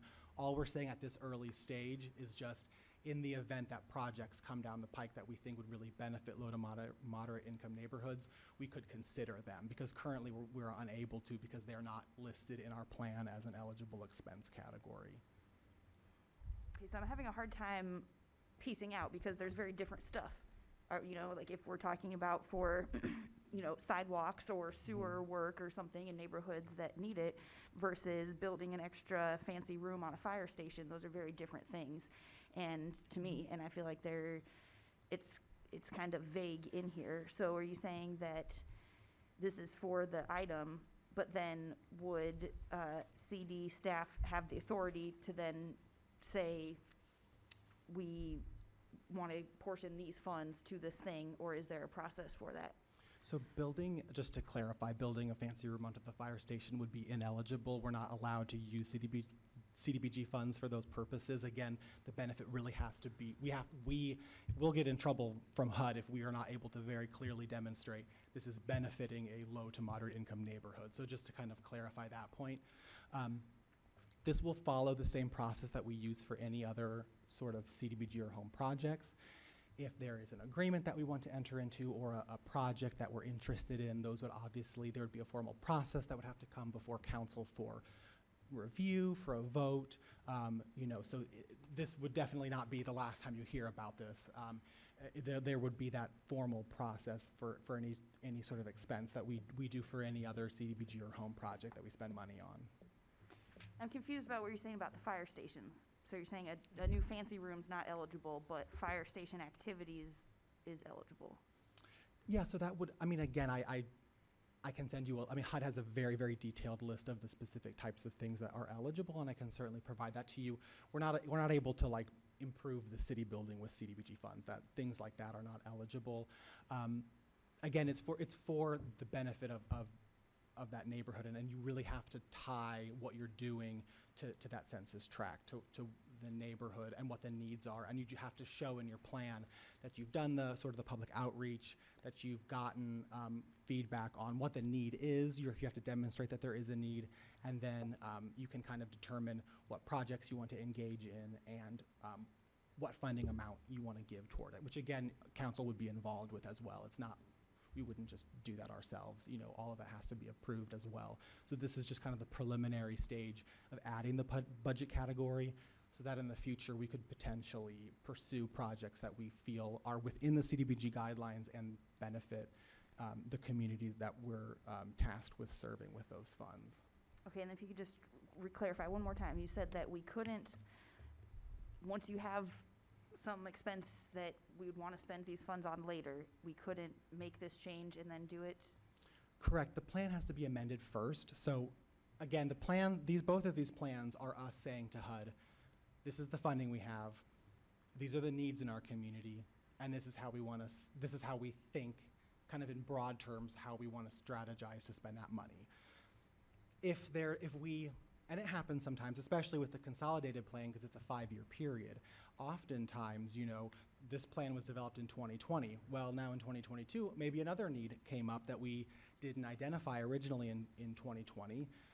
So if we want to be receptive to the needs in the community that might be changing year to year, we certainly can be. We certainly can say, hey, we maybe want to shift based on what we're seeing in the community. HUD allows us to do that. We just have to go to our plan, do that formal amendment process, So why can't we do this later, is what I don't understand. Is there a time limit? Like you can't make the change a month before you allocate the money, or what? I don't understand why we couldn't do this later. I don't quite. I understand the change has to come first to the Right. plan, but why couldn't we make this change later and then spend the funding? I think it's for efficiency and effectiveness of our planning process. If we know it's in our plan, I think that can help us strategize. Okay, maybe talking to Public Works, what are they seeing? Is there a low to moderate income neighborhood that really, if we know that we have that flexibility, we can potentially strategize a little bit better. Because, it's possible we could find a great plan, a great project, try to come to city council, it wouldn't pass, and then we've kind of potentially not utilized staff time in the best way. So I think it's really just about strategizing and making sure that when we see a project that we think, oh, this would really make a good benefit, we can act in a reasonably timely manner to get it off the ground. Again, it's I think really just in terms of efficiency and effectiveness of making sure that we can kind of plan, strategize, and make sure that, again, we're really pursuing the best options that we have out there, if that makes sense. Thank you. Sharice? I'm sorry, in all the hubbub of everything, I've lost track of exactly what are we voting, what are we trying to determine, to be honest. So what we're requesting is that, so the amendment is to add 2 eligible expense categories to our consolidated plan and to our annual action plan. Those 2 categories are capital improvement projects and fire station activities. So what we're asking is that amendment to our plans be forwarded to the city council with a recommendation for approval, so that we can then go and amend our plan and add those 2 expense categories. 2 categories. Yes. And we need those categories so that we can be more fluid in how we spend those funds. Exactly, to provide us more options for projects in the community, because again, we have a little bit of a timeliness deadline. We have a pretty big budget of CDBG funds that we really want to make sure we can utilize in the community. And so if we're able to kind of broaden the things we can spend that money on in the neighborhoods that really need it, then we can make sure that money stays locally and doesn't get taken back by HUD. We don't get a cutback, which means Yes. that the next year we get less funds. Correct. Than what we have right now, even as rollover. Absolutely, yes, correct. Basically. That's what I needed to understand. Okay, so we're basically, you're asking us to vote on adding 2 categories so that areas in the city of Urbana that are between low and middle class and middle income families will be able, should something, capital improvements and or fire stations, and I'm thinking in terms of the one on Fowler Road and the one on Lincoln Avenue, that you might be talking about that may need some repair before we actually replace them. Or maybe it would go toward that replacement. I want to caution that we're not specifically identifying projects. Right. All we're saying is that sort of broader category, we So- want to have the ability to use consider those or funds. potentially pursue if something were to come up that we think would be eligible for CDBG So funds. my main question then is this, regarding the capital, Mhm. you said infrastructure? Capital improvement projects. Capital improvement projects then. So something that could be in line with like the equal that we had, I'm sorry? the EQL that we had earlier, those projects. Something that's what I'm saying, something, because you said earlier curb repair, that was an Ellis subdivision, but something like if we needed a street repaired, those capital improvements would be used for that? Yes, but I don't want to speak to that program. Right, I know you don't wanna So speak for to it. CDBG funds, yes, except that it has to target It has to target those that. targeted neighborhoods that have been identified. But these what I'm saying is that these categories that you want us to add will open those funds up Correct. to something Yes, to that correct. effect. That is That's what I correct, want to yes. understand. Thank you. Jaya? I mean, I think it's been pretty well clarified. Can you remind me though, when do the funds need to be expended by? So I wrote it down here. It's a little bit in the weeds, but Sure. so the HUD regulation, it's that within 60 days of the end of your program year, your balance cannot be more than 1.5 times your annual allocation. So I'm glad I wrote that down because I would not have remembered that. So 1.5 times our annual allocation would be around $740,000 as a total balance. Currently, our balance is 1.1 million in CDBG funds. So if we were to have that balance this time next year, HUD would be reducing our grant amount, which is what we want to do everything possible to avoid. Right, no, that makes a lot of sense. Just to kind of make sure I'm hearing you correctly, because I think in a lot of ways this is an opportunity, right, to use funds that we might not otherwise be able to expend toward these projects. But with the increased funding because of the COVID-specific funds, we were able to allocate some of that towards what this might have needed to go Correct. towards otherwise. And so now we have increased flexibility to meet some of the needs that we would not otherwise be able to meet, correct? Correct, yes. Cool, thank you. And I will also say we've expended 100% of that COVID-19 funding, which was completed much faster than a lot of other cities. So we were really able to get that funding out the door to the people who needed it. But yes, the kind of the other side of that was it left us with a larger balance that we just want to make sure we can deal with. Thank you, and I also just want to pause and make sure folks heard that, because that's major credit to our city staff for getting that money out the door to the community members who really needed it, so thank you. Chris? Can you just have one other option instead of two options? Again, I just think of it in terms of the ability to strategize and ensure that we have all of the tools available to utilize this funding. So in an efficient manner, again, because timeliness is of the essence in this regard. Yeah. So that I think is the argument for opening it up a little bit to other projects, again, that we can, demonstrate that need in the community. So that's the reason for these additions. And again, there will be a lot of other opportunity for discussion about what those projects might be, what we want to see. So we're really not making any determinations in that regard. It's simply saying, hey, if a really great project that we can really demonstrate is needed in the community comes down the line, in a couple of months, we are able to maybe pursue it. And again, not guarantee do it, but have the ability to say, hey, look, this is maybe something we really could use CDBG funds for. Let's consider it. Okay, I feel like I'm badgering you to say the same answer over and over, so I'm going to let it go. Okay. Yes, Diane? I just want to state very clearly, you are not committing to any particular specific project tonight. You are simply committing to expanding potential categories, but you're making no commitment to any particular project. And as Braden has said, it's simply to give possible additional flexibility, but you're not committing. You're simply just adding these two categories to the plan. Grace? Thank you. I think the reason for that confusion and some of my skepticism in any of that is that the fire station is the only thing mentioned in here twice. So no, it doesn't say any city projects. The only thing it says in here multiple times is fire stations. It says for various capital improvement and fire station projects for capital improvements, including fire station activities.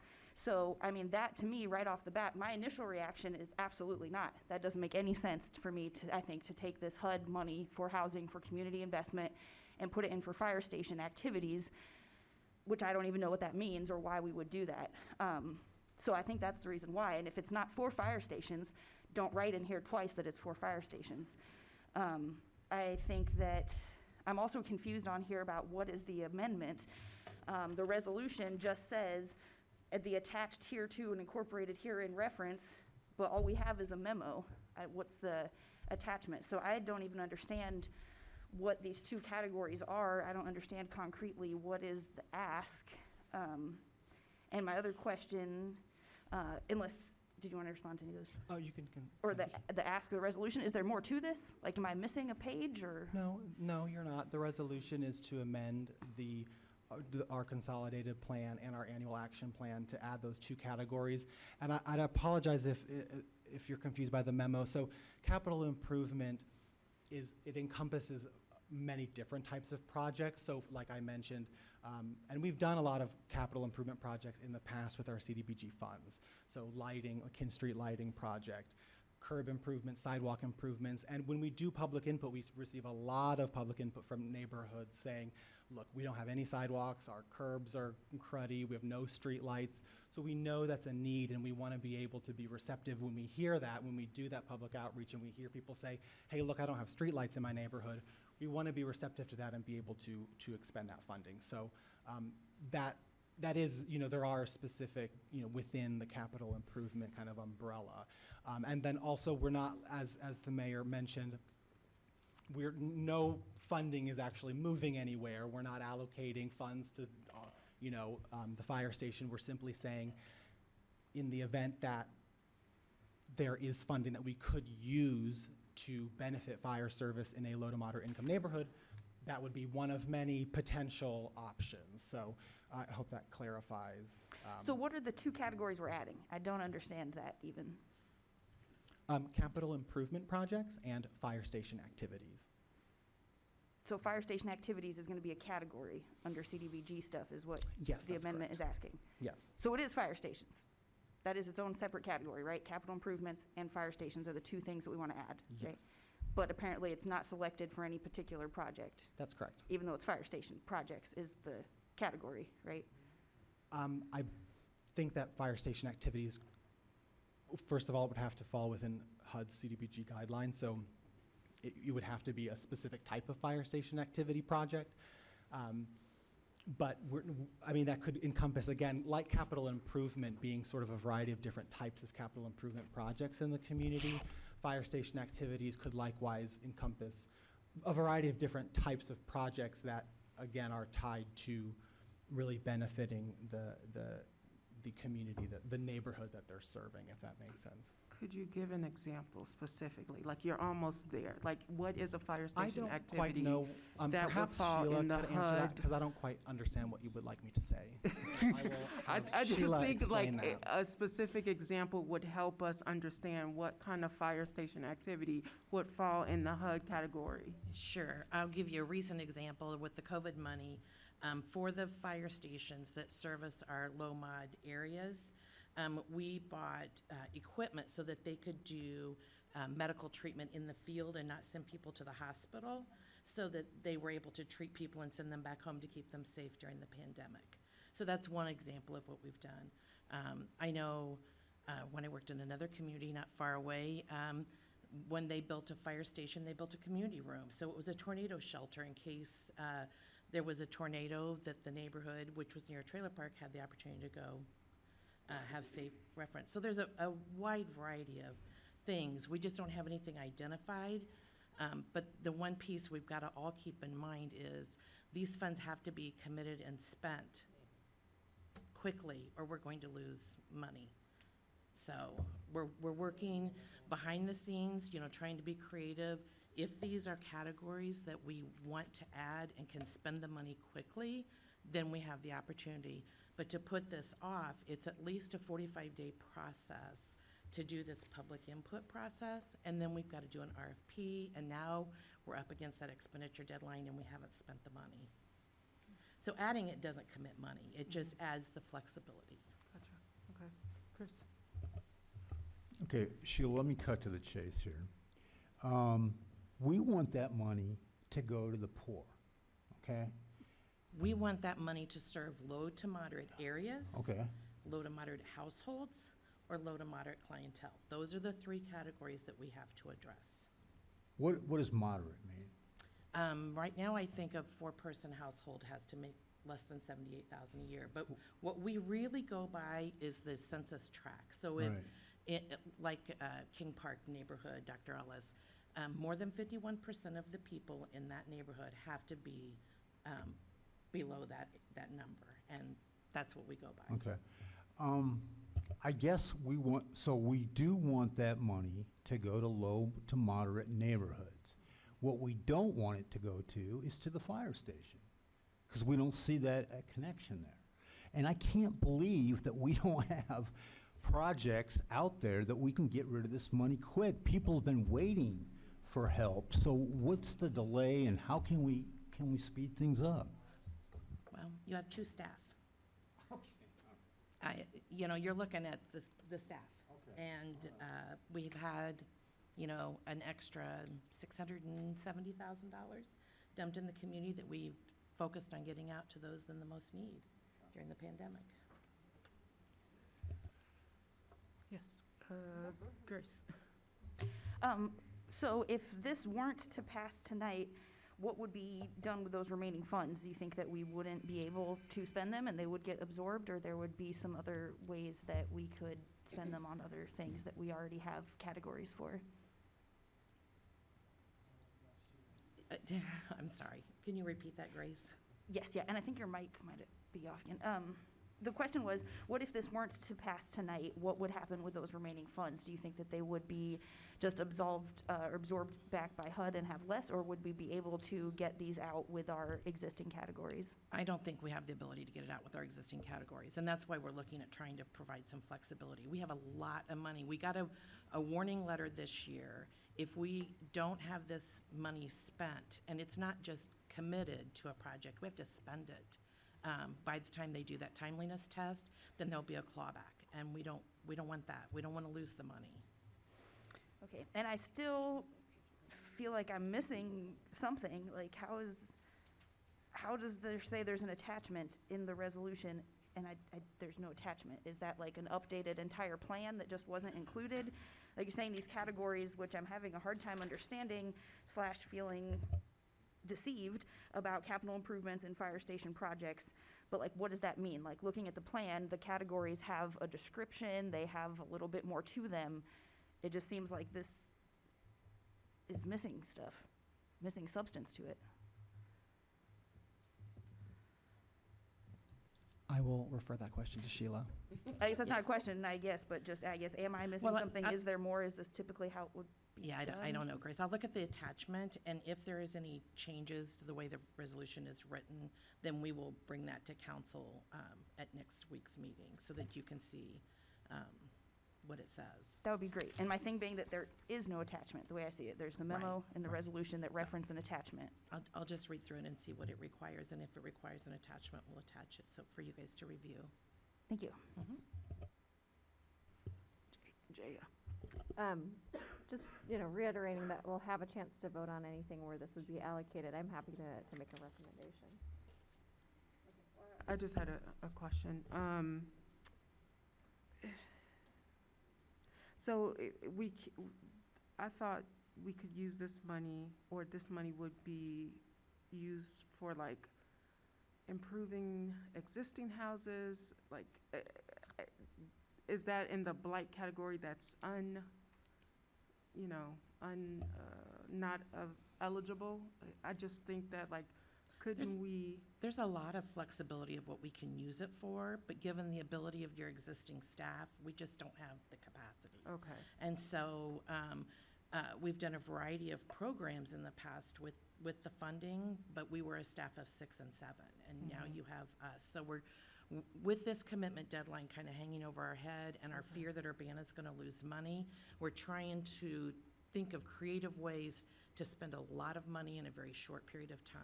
Okay.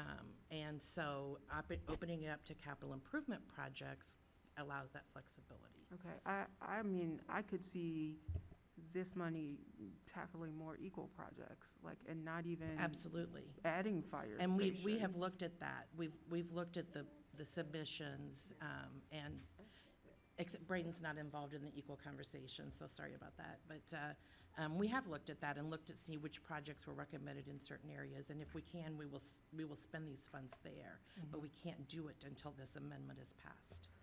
So could we just only put capital improvement projects and not put the words fire station activities in this expanded or category additions? Because it seems like I will have to that's- check with our HUD rep, because what we proposed and what we did public comment on was Okay. what you have to review. And so if we make changes to that, I just want to make sure we follow the HUD guidelines. Okay, so, I mean, that's fine. If it can't be changed, things will come back to council, and if it says fire stations, we have the option to Right. discuss it and, okay.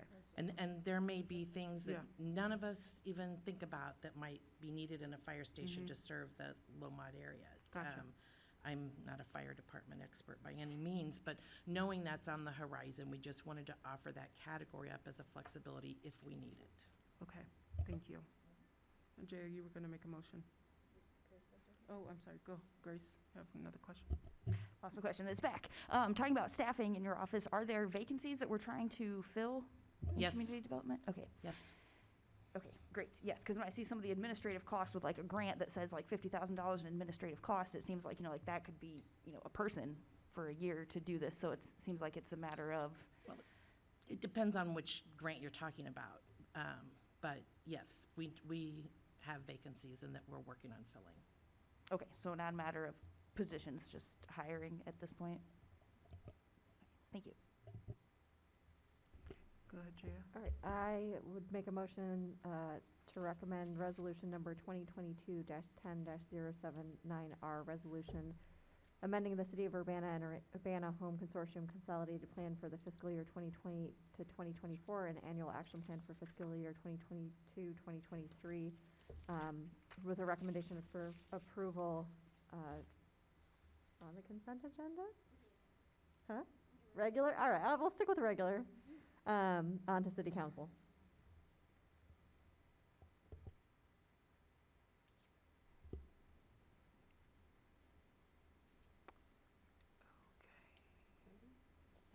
No one's gonna second that? Second. Okay, well, Second. okay. Thank you, Sharice. It was moved by Jay and seconded by Sharice that resolution number 2022-10-079R, a resolution amending the City of Urbana and Urbana Home Consortium Consolidated Plan for fiscal year 2020 to 2024 and annual action plan for fiscal year 2022 to 2023, to City Council with recommendation for approval on the regular agenda. Any discussion? Yes, Chris? Yeah, I'll be supporting this to secure the money, but if you come back and want to spend it fast on the fire stations, you can forget it. Grace? Yeah, I think this is an interesting one. I feel like I don't have all the information, so I appreciate being on the regular one. If we can check if there's things, I'm still kind of not sure of the details of what's being proposed here with these two categories that we don't have as much information about the other one. So I think more information would be great. I agree, I think fire station projects doesn't make sense. I feel either confused or deceived in that assertion that there were no projects selected when fire station project seems like it's pretty selected already if that's gonna be the category. I understand that there can be differences within that, but that seems pretty clear that that is an identified thing. So again, I don't know if I'm missing something or there's some deception going on how it's phrased. I would be in favor of also not fire station projects, but just capital improvements. So I am curious if it is possible to make that change. I think that there is a lot of opportunity with that if we can use that money for, as people mentioned, equals grant stuff, Dr. Ellis subdivision, sewers, other projects that we've talked about. I think that does make sense. I think the fire station projects does not make sense to me. Thank you. And Jaya? Yeah, I think this is I appreciate the creativity in terms of making the best out of a difficult situation, right? It's very clear that we need more staff to support these efforts, and I'm glad to hear that is something that, community can hear that those positions are vacant, and hopefully you'll get some support soon. I also want to say I appreciate the specific examples related to the fire station activities, because I think those are the kinds of things we would want to be able to respond to in situations where there was an emergent medical need that we would be able to better serve our low to moderate income neighborhoods with. So I don't personally have a problem with that, even though I would expect that funding from this particular source would go towards things like the Equal projects, Dr. Ellis subdivision, those kinds of projects that have already been identified by community members, but also understand the need for that flexibility so that as there are emergent needs, we're able to actually respond to them. So thank you for that clarification and for doing the best you can to make sure we can maintain this level of funding that our city really needs, even while we are understaffed. And I think that's not an easy thing to do, so I just want to thank you both for all the work that you put into this. Sharice? That's okay. Okay. Okay, well, if there's no further discussion, we can take a voice vote. All those in favor, say aye. Aye. All those opposed? Okay, that motion passes. Thank you, Braden. Sorry if it was rough. Next thing on the agenda is resolution number 2022, -10-080R, a resolution authorizing the execution of an intergovernmental agreement with the Housing Authority of Champaign County for the provision of environmental review services. Thank you. Lily Walton's here from the Housing Authority if you have any questions for her. This is an agreement that we have entered into. This will be our third round. It's a 3-year agreement. The Housing Authority is required to do environmental review of any projects that they do, but they are not considered a responsible entity by HUD, so we have to do them on their behalf. And so this is just a partnership to help them get things moved through the system quickly, but we also have the expertise to do it, and we sign off on the environmental reviews. So this is just to extend the agreement. There's no increase in our fees. We found, doing a review that we're kind of, covering our cost, and that's what we wanted to do. Thank you, Sheila. Any questions about this agreement? Yes, Grace. Thank you. I was curious about the current or previous policy or payments, because it seems like this is a change in saying expanding funding sources and things, or is this similar to what it has been? It's exactly how it was the last time. There was no changes in the dollar amount. Okay, thank you. Any other questions? Okay. Yes, Sharice? I'd like to move for resolution number 2022-10-080R, a resolution authorizing the execution of an intergovernmental agreement with the Housing Authority of Champaign County for the provision of environmental review services, be moved to City Council for approval on the consent agenda. Second. Okay, it's been moved by Sharice and seconded by Jaya that resolution number 2022-10-080R, a resolution authorizing the execution of an intergovernmental agreement with the Housing Authority of Champaign County for the provision of environmental review services onto City Council on the consent agenda with recommendation for approval. Any discussion? Okay, all those in favor say aye. Aye. All those opposed? Okay, that motion passes. Thank you, Sheila.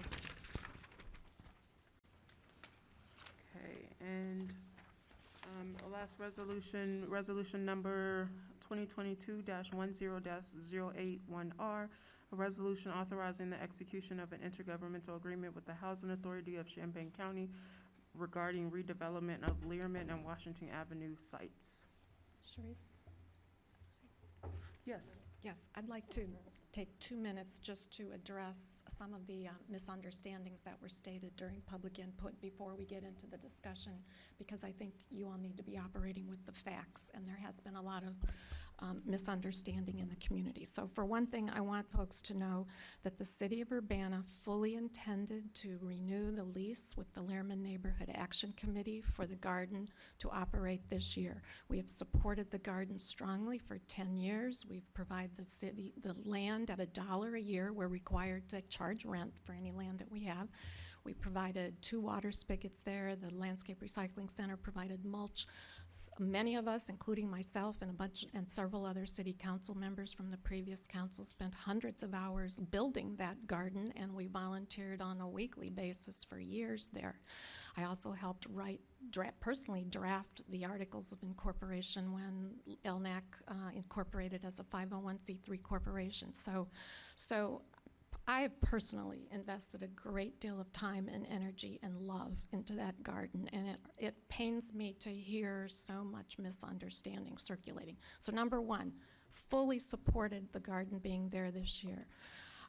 Number two, there are no permits involved. Maybe you're referring to a lease, but we fully intended to renew the lease. There was added a requirement this year to have a certificate of insurance, which is a pretty standard thing to do when you're leasing something that the public is using. It protects, it's for liability purposes. I'm not sure where the $1,000 figure came from. The president of LNAC or the board members of LNAC were getting quotes, but I know the quote that they ended up getting for that insurance was significantly less than $1,000. But neither that amount or the lease was the reason that garden didn't happen this year. The people involved, for various reasons, the organization itself was not able to do it. And I spent hours working with board members, with the master gardener on the site, conversation with Robin Arbiter today. But for a number of reasons, the organization, LNAC itself, was not able to do it this year, and they ultimately dissolved, which left no organization with which the city could have a relationship to run that garden. And we had to have somebody we could sign a lease with. And originally, that site, back in 2012, when the city, or before when the city acquired it, the intention and the purpose of that purchase was always to eventually develop affordable housing on that site. So we're actually, there's a long-term understanding, and for that reason, written into the lease with the garden is that no permanent structures would be erected in the garden because it was a temporary installation. I know how much that garden now means to the neighborhood. I was part of it, and I know how much people love it. And going forward, if you look at the site plan, their neighborhood will have opportunity for input and engagement with the developers of this affordable housing to talk about what amenities and what people want on that site, including a playground, including a community garden. So there will be multiple opportunities for us to explore how that site is developed and including the amenities on that site. And the neighborhood, absolutely, they're the ones who will be included in these conversations. But the city was not responsible for this garden not happening this year. It was a combination of circumstances, and it was too late to find another structure, another entity, and I tried to find that, someone who could provide the structure necessary, and we just couldn't do it, given how things landed over there. But it wasn't from lack of trying on the city's part, and we do understand how important that space is to the neighborhood, and going forward, we will incorporate as much as possible a opportunity for that to continue.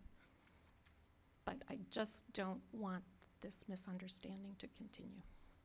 Thank you. Okay. Sheila, is this you? Again, Lily's here to answer any questions from the Housing Authority's perspective. This intergovernmental agreement, we had a similar one that expired in December of 2021, that the Housing Authority and the city would work together to build affordable housing in this area. At the time that it expired, we didn't have any developer interest in the property, so we waited until we had interest before we renewed the agreement to bring it back to you. This is really the very preliminary first stage of any development that goes on that property. Right now, the developer's looking for financing. This is why the last agreement failed. They couldn't get the financing together, so nothing moved forward. So we're hoping this time that doesn't happen, that the developer's able to get the financing. They're applying for a tax credit, which is due October 10th, next week. If they are approved for the tax credit application, then we will move forward to go to the community to get more in depth on what they'd like to see. The developer was very late in getting this to us on Thursday because he'd been here and visited the site and realized there are a lot of opportunities to involve the neighborhood and make some changes here. They looked at the amenities such as the community garden. They've added a playground. They had a walking path. They put this berm in as just kind of a visual breakup. Meeting with Housing Authority staff and Urbana staff, They looked at maybe, lowering the density to have as few of units as possible, but yet have affordable family units available, which is desperately needed in this community. So I think I know there's going to be an opportunity if the financing moves forward. If the financing doesn't move forward, we probably will wait until we have another development that's going to move, because there's no point in involving the neighborhood if it's going to be another 4 or 5 years before something happens. But like I said, as soon as the financing's approved, then we'll organize neighborhood meetings to get input on the potential development and amenities for the site. The preliminary plat that is included is not a final plat. We do anticipate having neighborhood meetings and having the neighborhood very involved in any discussions, meet the developer, provide their input on what they see as a need in their neighborhood. And the Housing Authority voted to approve this agreement at their September 29th meeting. Is there any questions for Sheila? Yes, Sharice? Okay, so we need to approve this for the developer to go forward, or what is the issue? This agreement is for us to work in partners to help develop that property. Okay, The developer will probably go forward with the tax credits, whether we do this agreement or not, but this serves the city and the Housing Authority best, as if we work in partnership to do the project. okay, so even if if this developer does not get funding, this is just a continuing partnership? Correct. And with the hopes of finding a developer that will provide low-income housing, or, and I hate that label, low-income housing. Affordable housing. Yeah, affordable housing. What I'm looking for is something like, how affordable? That's what I would, Right. I would, the median income is kinda Affordable housing crazy according, high. yeah, affordable housing according to HUD is you can't spend any more than 30% of your income for your rent. So if you bring home, or if you gross $1,000 a month, your rent can't exceed $333. So what happens in that gap is the Housing Authority provides project-based vouchers. There might be TBRA tenants that are here, and those other programs fill that gap of what the tenant can afford and what the rent requirement is. Okay, my other question, because I know this is something that we come across a lot with the Cunningham Township Board, the voucher issue. And people who have vouchers and are unable to get, to get landlords to do what the law says they have to do, which is accept the vouchers. So I'm assuming, or I'm hoping, probably more than anything, that these particular units would also be, vouchers would be used or capable of being used? Yes, they would. Okay.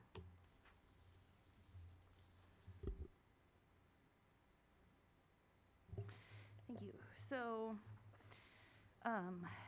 yeah, thank you for the clarification, because I think I was and I'm still a little confused on how this process is working. So this tonight is just to work with HUD and the developer to kind of explore moving forward with it, is that right? It's with the Housing Authority and Housing Authority. to move forward in partnership to develop this property. It's just the very preliminary first steps of this process. So we have a developer that's shown interest. They're applying for tax credits. If those tax credits are approved, then we will move forward with further development and have neighborhood engagement at that point. But when I very first started here, we had a developer that applied for tax credits on this site, and it didn't happen. It didn't go forward. And so I don't want to include the neighborhood in something that's not going to happen. I mean, that feels disingenuous. And so I don't want them to feel like they have a say-so in something that's not happening. So once we know it's going to happen, then absolutely, we will have the developer here, we'll have neighborhood meetings, we'll, try to be as inclusive as we can to get input on the needs of the neighborhood. Thank you. Yes, I think that makes sense. I think they can also, make sense to have a general sense kind of too about, you know, if the neighborhood absolutely wants to keep a garden or wants more apartment stuff. I know there's not, you know, a consensus necessarily, but I definitely understand what you're saying, not any point in having all of these things if it's not gonna move forward. I think there's also some validity in having some of that as a background to looking for these developments. So you're saying that these would come back before council and there'd be more public input before the final development? Because it just seems like when there's Yes. already a site plan and stuff, that seems like kind of committed, but it's not. Well, it says proposed site plan. It's what, they have to submit this as part of their tax credit application. But IDA, Illinois Housing Development Authority, recognizes that could change. So no, this is just simply their proposal based on looking at it, but nothing, none of the amenities, nothing is locked into stone. If IDA approves their tax credit application, then they'll come back to the city and the housing authority, and we'll take the next steps, which is absolutely including neighborhood input. Just 1 second. We're approaching 10:30, so we need an extension. Chris? Oh, Move to extend. how long? How long? 15 minutes? You're gonna need 30, you think? Say to 30? 11, yep. Okay, to 11. Okay. Second. Okay, thank you. It's been moved by Chris and seconded by Sharice to extend the meeting to 11. Go ahead, Chris. Well, we gotta vote. See? It is really past my bedtime. All those in favor? Aye. Aye. All those opposed? Okay, that motion passes. Thank you. So one last question, sorry. So if we pass this tonight, then they're saying there's still room to hear from the community and make a decision later. So if the entire neighborhood said, no, we don't want this, then there's still a chance for council to vote on it one way or the other, or some flexibility saying maybe we keep this part for a garden and there's some compromises. Is that correct? Yes, you will be brought back the final product to look at, review, talk about funding, talk about city contribution, all of that you'll be brought back to. Okay, so we're not committing or approving anything besides moving forward with the agreement with Housing Authority to explore it. Is that right? Correct. Okay, thank you. Chris? Yeah, Sheila, quick question. So let's imagine whatever happens, the gall goes kablooey, but what we're voting on tonight, we remain in an agreement with HUD, correct? For No, that? with the housing authority. I mean, I'm sorry, yeah, Housing Authority. But we would remain, this permanently makes the relationship over that land, right? Yes. Okay, thank you. Yeah, for, till December 2024, I believe. Any other questions for Sheila?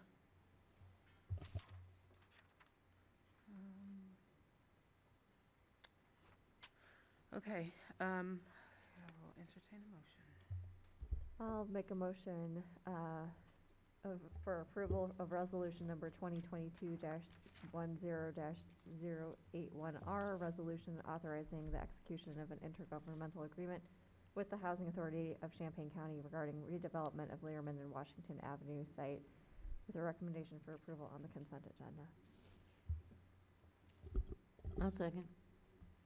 Okay, it's been moved by Jaya and seconded by Sharice that resolution number 2022-10-01081R, a resolution authorizing the execution of an intergovernmental agreement with the Housing Authority of Champaign County regarding redevelopment of Learman and Washington Avenue site, onto City Council for approval on the consent agenda. Any discussion? Yes. Chris. Sorry, I would just prefer it on regular, but that's just my 2 cents in case there's more questions that come up.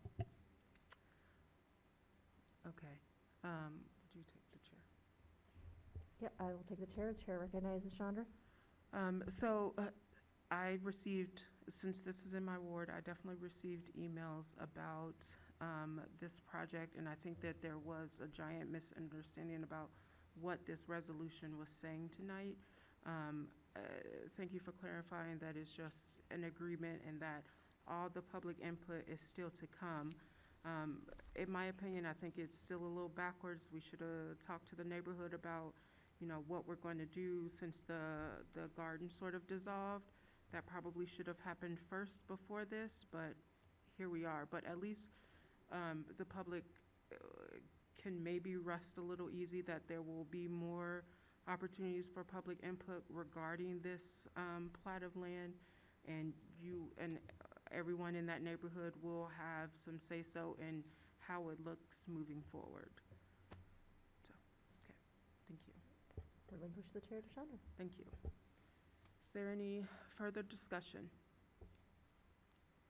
Okay, if not, all those in favor of this resolution say aye. Aye. All those Aye. opposed? Okay, that passes. And moving on to item G, discussion business support for non-traditional businesses in Urbana. So I'm going to tee this up as Steph takes her seat.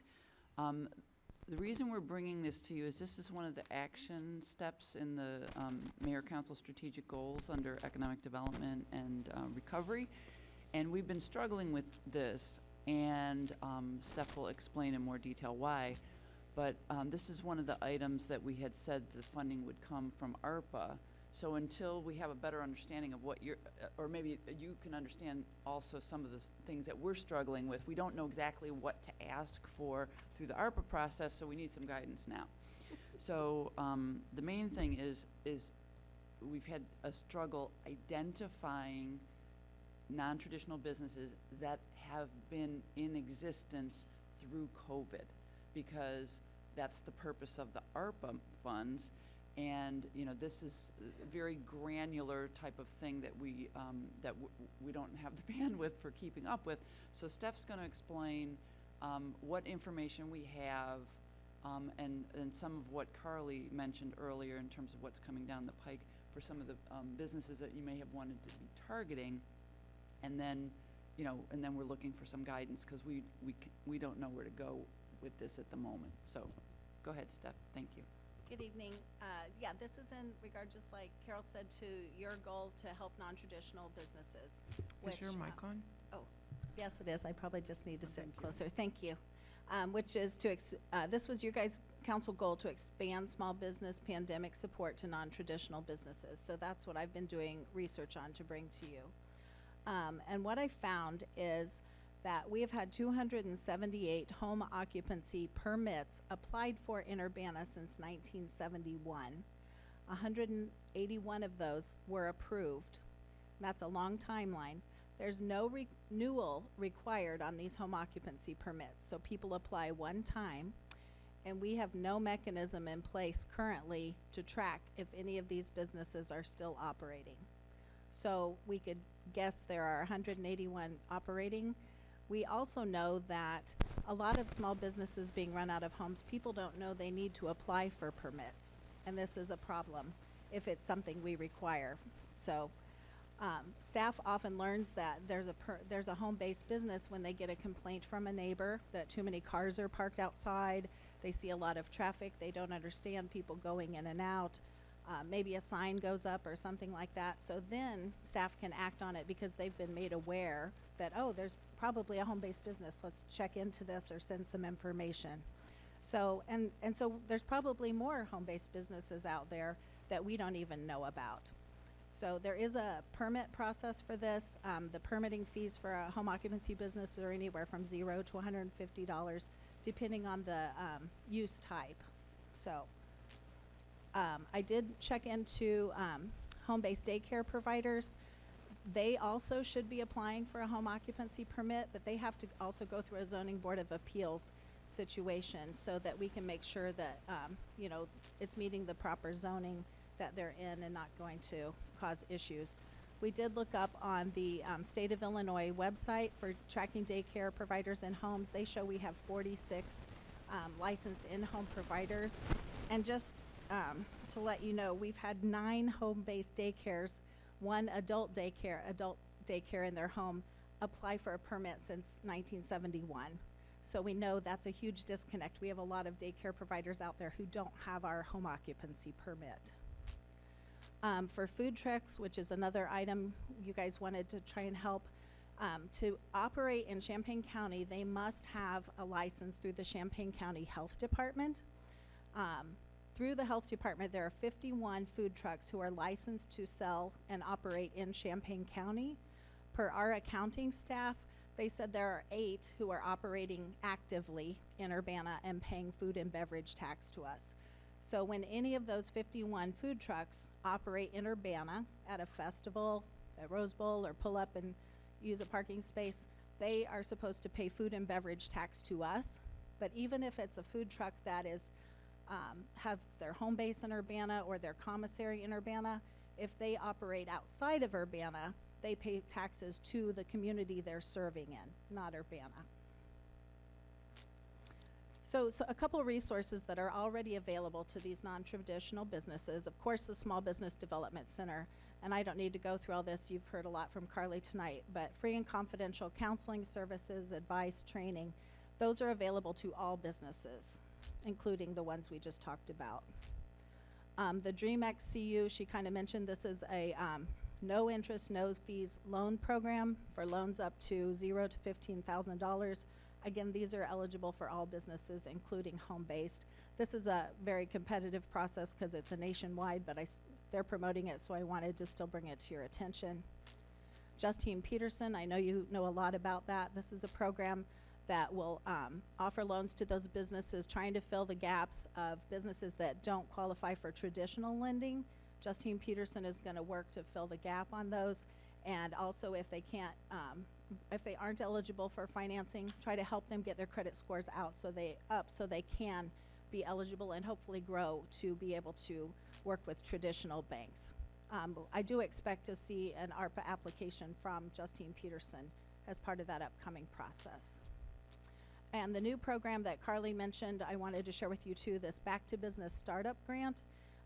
DCEO is going to be releasing this soon. We don't know when, but these are going to be grants for COVID-related expenses.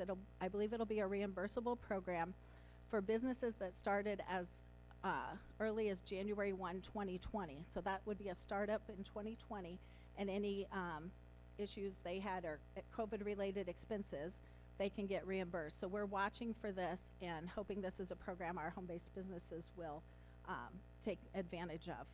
So all of them would be eligible to apply for these COVID-related grants, except if daycare provider, if they'd already received that child care restoration grant. Just for you guys, our traditional funding, home-based businesses are not eligible for TIF, so we can't use that funding source for them.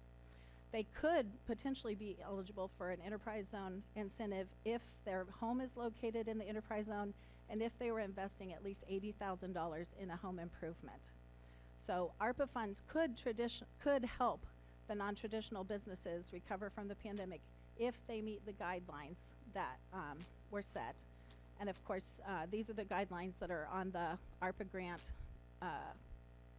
application that's out there. So this would obviously fall under the economic recovery, providing training or relief for those non-traditional businesses. And then, so my question back to you is, what else are you seeing that's needed? I'm not hearing from a lot of these businesses, but maybe you guys are from your constituents. So are the programs that are out there and coming enough to help and meet this goal of yours, or are there specific needs they're not meeting that we should be trying to put together a program and potentially apply for ARPA funds ourselves? Cherise. Oh, I'm sorry, I have one more. Go ahead. And I didn't get it in the PowerPoint, but Carly told me today that the Champaign County Board has also set aside $400,000 in ARPA funds for small business grants, and they'll be working with the EDC to allocate and distribute those funds. So I believe the non-traditional businesses will also be eligible for those if they're located in Champaign County.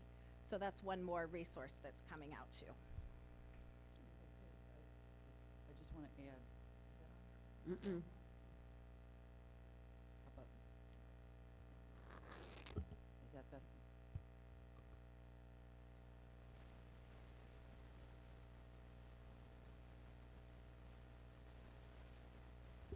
The other thing I wanted to add is that one of the things we're struggling with too is what Steph outlined is we have all this information. We don't know what is currently valid, you know, which people are in business. So that's a lift for staff to figure out. But then we also have a bunch of potentially operating businesses that are not in compliance with our regulations, and should we be given funding to people who are, you know, who are out of compliance with our regulations. So there's all these layers to it, and that's what we're trying to get some guidance from you all about tonight. Okay, this is what I got from what you were saying. Education, that's one of the main things that I think these small businesses can use. I don't know if you can put it on a billboard or something like that, because it doesn't seem that people do a whole lot of reading, but they do look at billboards. So you can make up a pamphlet or something, and that I think might be more of a waste of money. But if you put it on a billboard somewhere, or a couple of them, or a sign in somebody's yard, or however that, you know, I think, and I think that may help us kind of determine who's permitted. It's like, are you permitted? You could get funds for this, or who's not, you know, but something that would catch people's attention and let them know if they have a home-based business that is not yet registered, permitted, whatever, they're missing out on monies. And so maybe that's one way that we can do that. And I don't know if we have funds that allow that. I don't know if ARPA funds would allow that. But I think our biggest problem with the demographic in this area is just the lack of good information. We seem to have a lot of misinformation, and of course, you know, people, not everybody that has a home-based business is doing it every day, which is another thing. So does that mean you have to get a permit? You know, if you only every now and again sell a pie or a cake or something like that, because with that comes other issues. The health department saying your kitchen has to be a certain way and all that kind of stuff. So I think trying to just do some kind of mass thing would be, that's my 2 cents for what is needed to help fill those gaps. I don't know. We think we have about 2,000 businesses in Urbana, so these businesses, if there's approximately 200 and some, represent a very small percentage of the businesses. Important, but still, you know, when in the big scheme of things. And the other thing I was going to say just real quick, I don't know if the city can do PSAs. I know, and put them on YouTube or something like that. I know I did a PSA, I think it was last year, might have been a couple years ago, for the vaccine to get your shot and all that. I think that's another way to get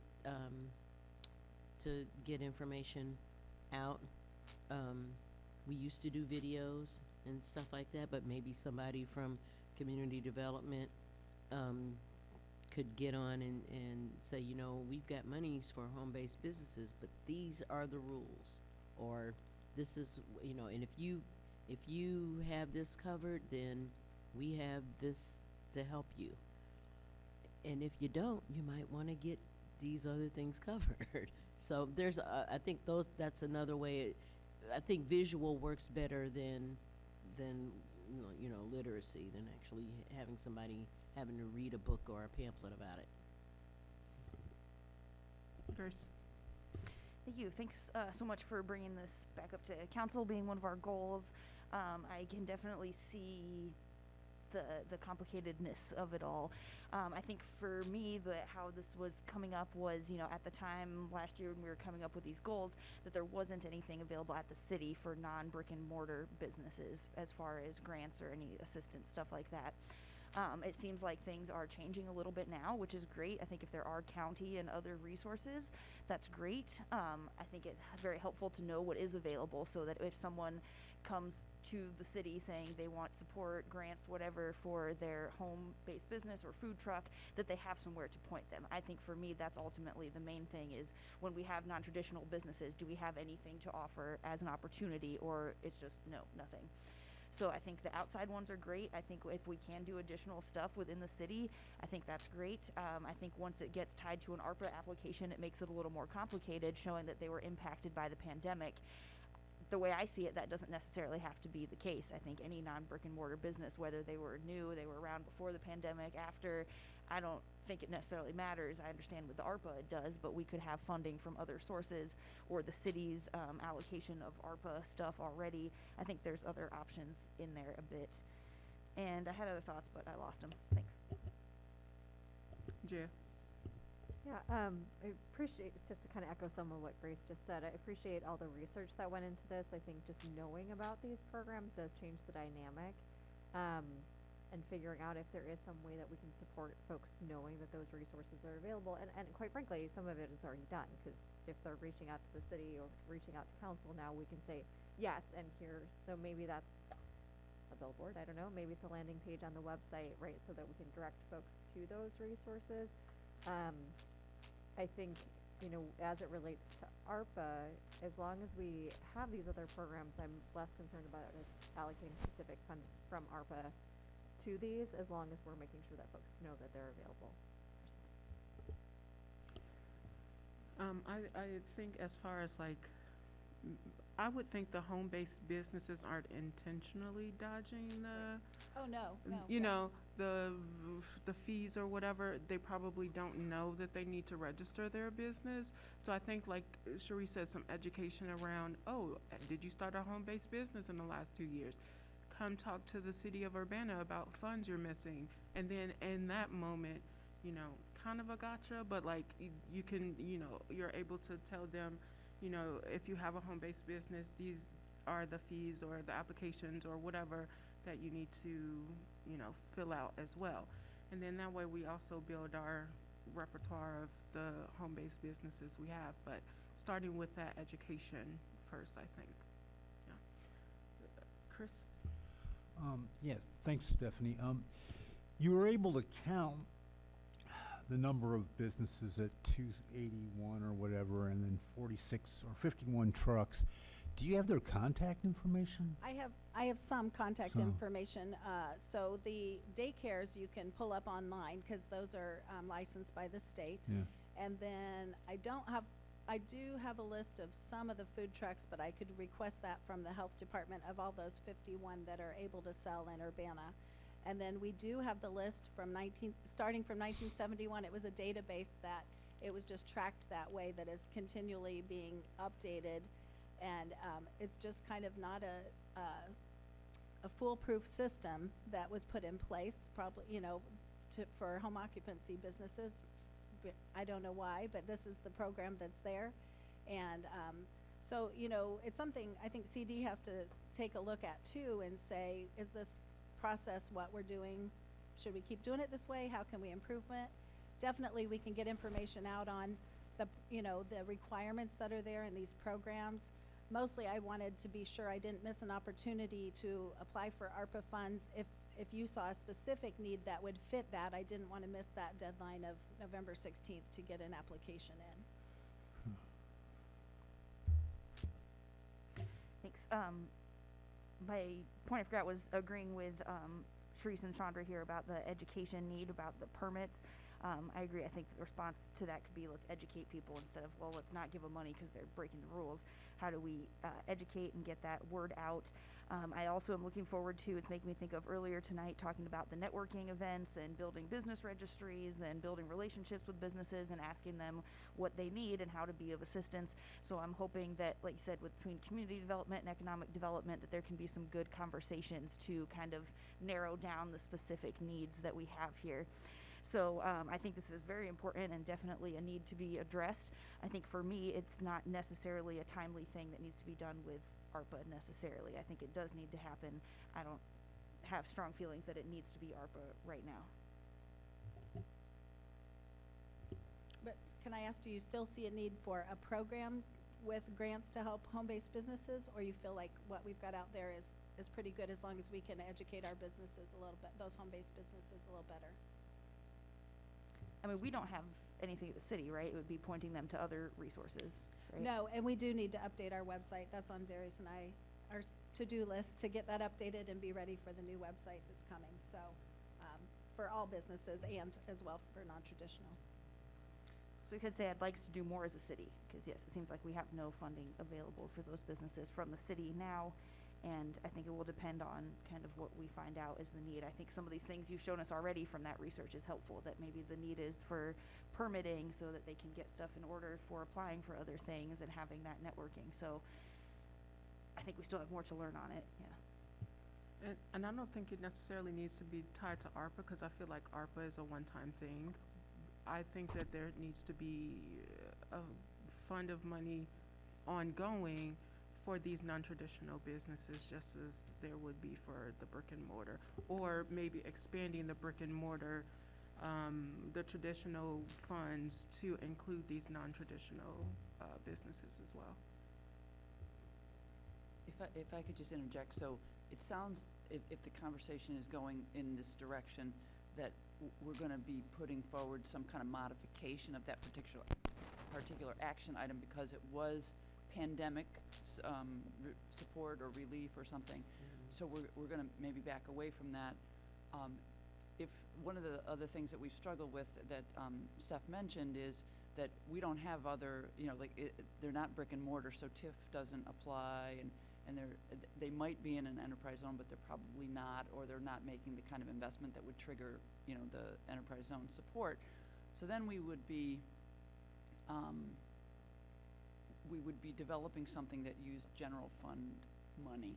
So what I think we could do, if I could get some, consensus, or maybe there's other ideas that were gonna come forward, is we could do an outreach to try to get more people registered, to try to get current information, to communicate what is available through these other sources, and get a sense of what they need. And it could be that they don't need, as we learned tonight, anybody would take money if you give it to them, but maybe what they really need is help with marketing, or help with, website development, or something that we could do in a workshop format or something. So if we could take some time, this particular action item was number 1 in its category, and just get some, maybe slow walk that a little bit more and come back in the budget process, because we're gonna have to identify specific dollars for this. So if you could just be thinking about that as a way maybe of directing us. Yeah. Yeah, so I think especially with some of those newer programs from EDC, because those are not pandemic specific, right? Those are, or are they? The Back to Business one will be for COVID relief. The Justine Peterson will be an ongoing program. Okay. The Dream XCU is probably as long as funds are available. So some of those, the county thing will be COVID, Sure. ARPA specific. Yeah, so my feeling, sorry to be fast because time, would be to, make sure folks know what information is out there, if we can be kind of a conduit towards pointing people to those resources, while also helping them, get up to date with permits and making sure people know what those requirements are. That might be an opportunity to also collect information from those small business owners to see, are there those other needs? Because again, it might not be that grants are what's needed, right? It might be that marketing, It might be that coaching, those other services that are available through EDC, right? And, going back to that, what are we putting money into? What are we funding? We want to make sure that our residents are benefiting from what we're funding through EDC. So I would say that's an investment we've already made. So if we can direct folks towards that and assess the need post-pandemic related funding availability, that would be my recommendation. Sharice?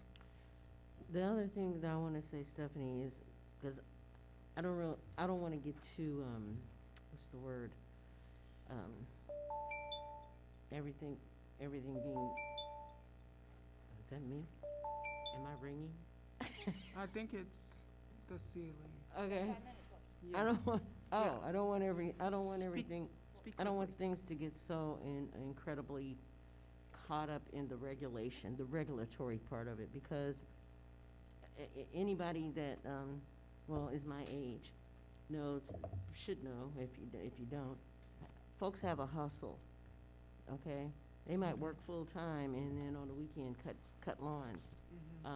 Children get their work ethic from doing, I don't know what they do nowadays, but in my day, when I was a child, it was basically you go and you help somebody clean their house, or you do some painting, you paint somebody's house, you you cut somebody's bushes. My brother made goo gobs of money just cutting lawns over in Dunbar Court sometimes at $2 a pop. So it, you know, there may be a reason for there not being permitted, and I can tell you for sure he wasn't permitted. I don't think he'd mind me saying that now, he's 65 years old. But it is one of those things that I don't want to overregulate. Yeah. Because some people, like I said, how do you measure whether or not someone has a home-based business? Because with all these other regulatory things, if they made somebody's wedding cake, you know, and made $50 or $100 from it, and it only happens a couple of times a year or something. Yeah. So I don't want to, I don't want to overregulate to the point that I'm taking somebody's hustle away. That's not what I'm trying to do. Yeah. But if there's somebody that's doing a consistent kind of business, I think basically, in just my opinion, I'm gonna qualify that it would behoove them, and it may actually benefit them greatly to, you know, find out what monies they could get to help grow that, if they wanna grow it out of their basement. They wanna eventually get it out of their basement. So, Absolutely. okay. Okay, thank you, Steph. Thanks. Really quickly, council input and communications, I'm gonna take chair advantage, and someone sent me flyer for Peace Jam, one of the events Courage Connection is hosting during Domestic Violence Awareness Month. Peace Jam will be on October 8th from 3 p.m. to 7 at Westside Park in Champaign. Urbana residents are encouraged to join for an evening full of music, good food, and local resources to celebrate the lives of those impacted by domestic violence. Anyone else have anything quickly? Chris? Real fast, the Urbana Park District will be hosting the Fresh Hangout Zone Friday, October 7th from 3:30 to 6 p.m. at the Phillips Recreation Center. This is teens only, grades 6 through 12. They're going to have hot chocolate, s'mores, snacks, fire pit, basketball, board games, Nintendo, and it's all free. October 7th, this Friday, beginning at 3:30. Okay, Diane? Real quick, I want to thank the staff, community members, and everyone who worked to make the Pride Parade and Pride Fest this past Saturday an enormous success by all accounts. It was a joyous occasion. And while we're on the subject of parades, I also want to clear up the misunderstanding. The city of Urbana would have welcomed the Labor Day parade in our community, but the decision to move the parade to Champaign was made by the organizers of the parade, which is the AFL-CIO, and they based that decision on information they had much earlier in the year that the park site where they have the after party was going to be under construction for the Health and Wellness Center. So they had to make a decision early on, and they had to decide to move it to Champaign. But I hope eventually they bring it back to Urbana. But it was not a question of the city of Urbana getting rid of the parade. We would have loved to have it back. All right, and with that, no further, Sharice? I'm sorry, just real quick. Okay, there's, somebody just text me. CU one-to-one mentoring this Friday at the city from 11 to 1. And the other thing I wanted to say is that in case people haven't noticed, we have a new garbage hauler in the city of Champaign-Urbana who seems to be having problems. I believe they may be hiring GFL, and maybe they won't come pick up my garbage at 3 a.m. on Fridays. So I would like to say, please go apply to GFL so that these people can have some garbage haulers and they can show up on the scheduled days. Thank you. All right, with no other business before the city council, this meeting is adjourned.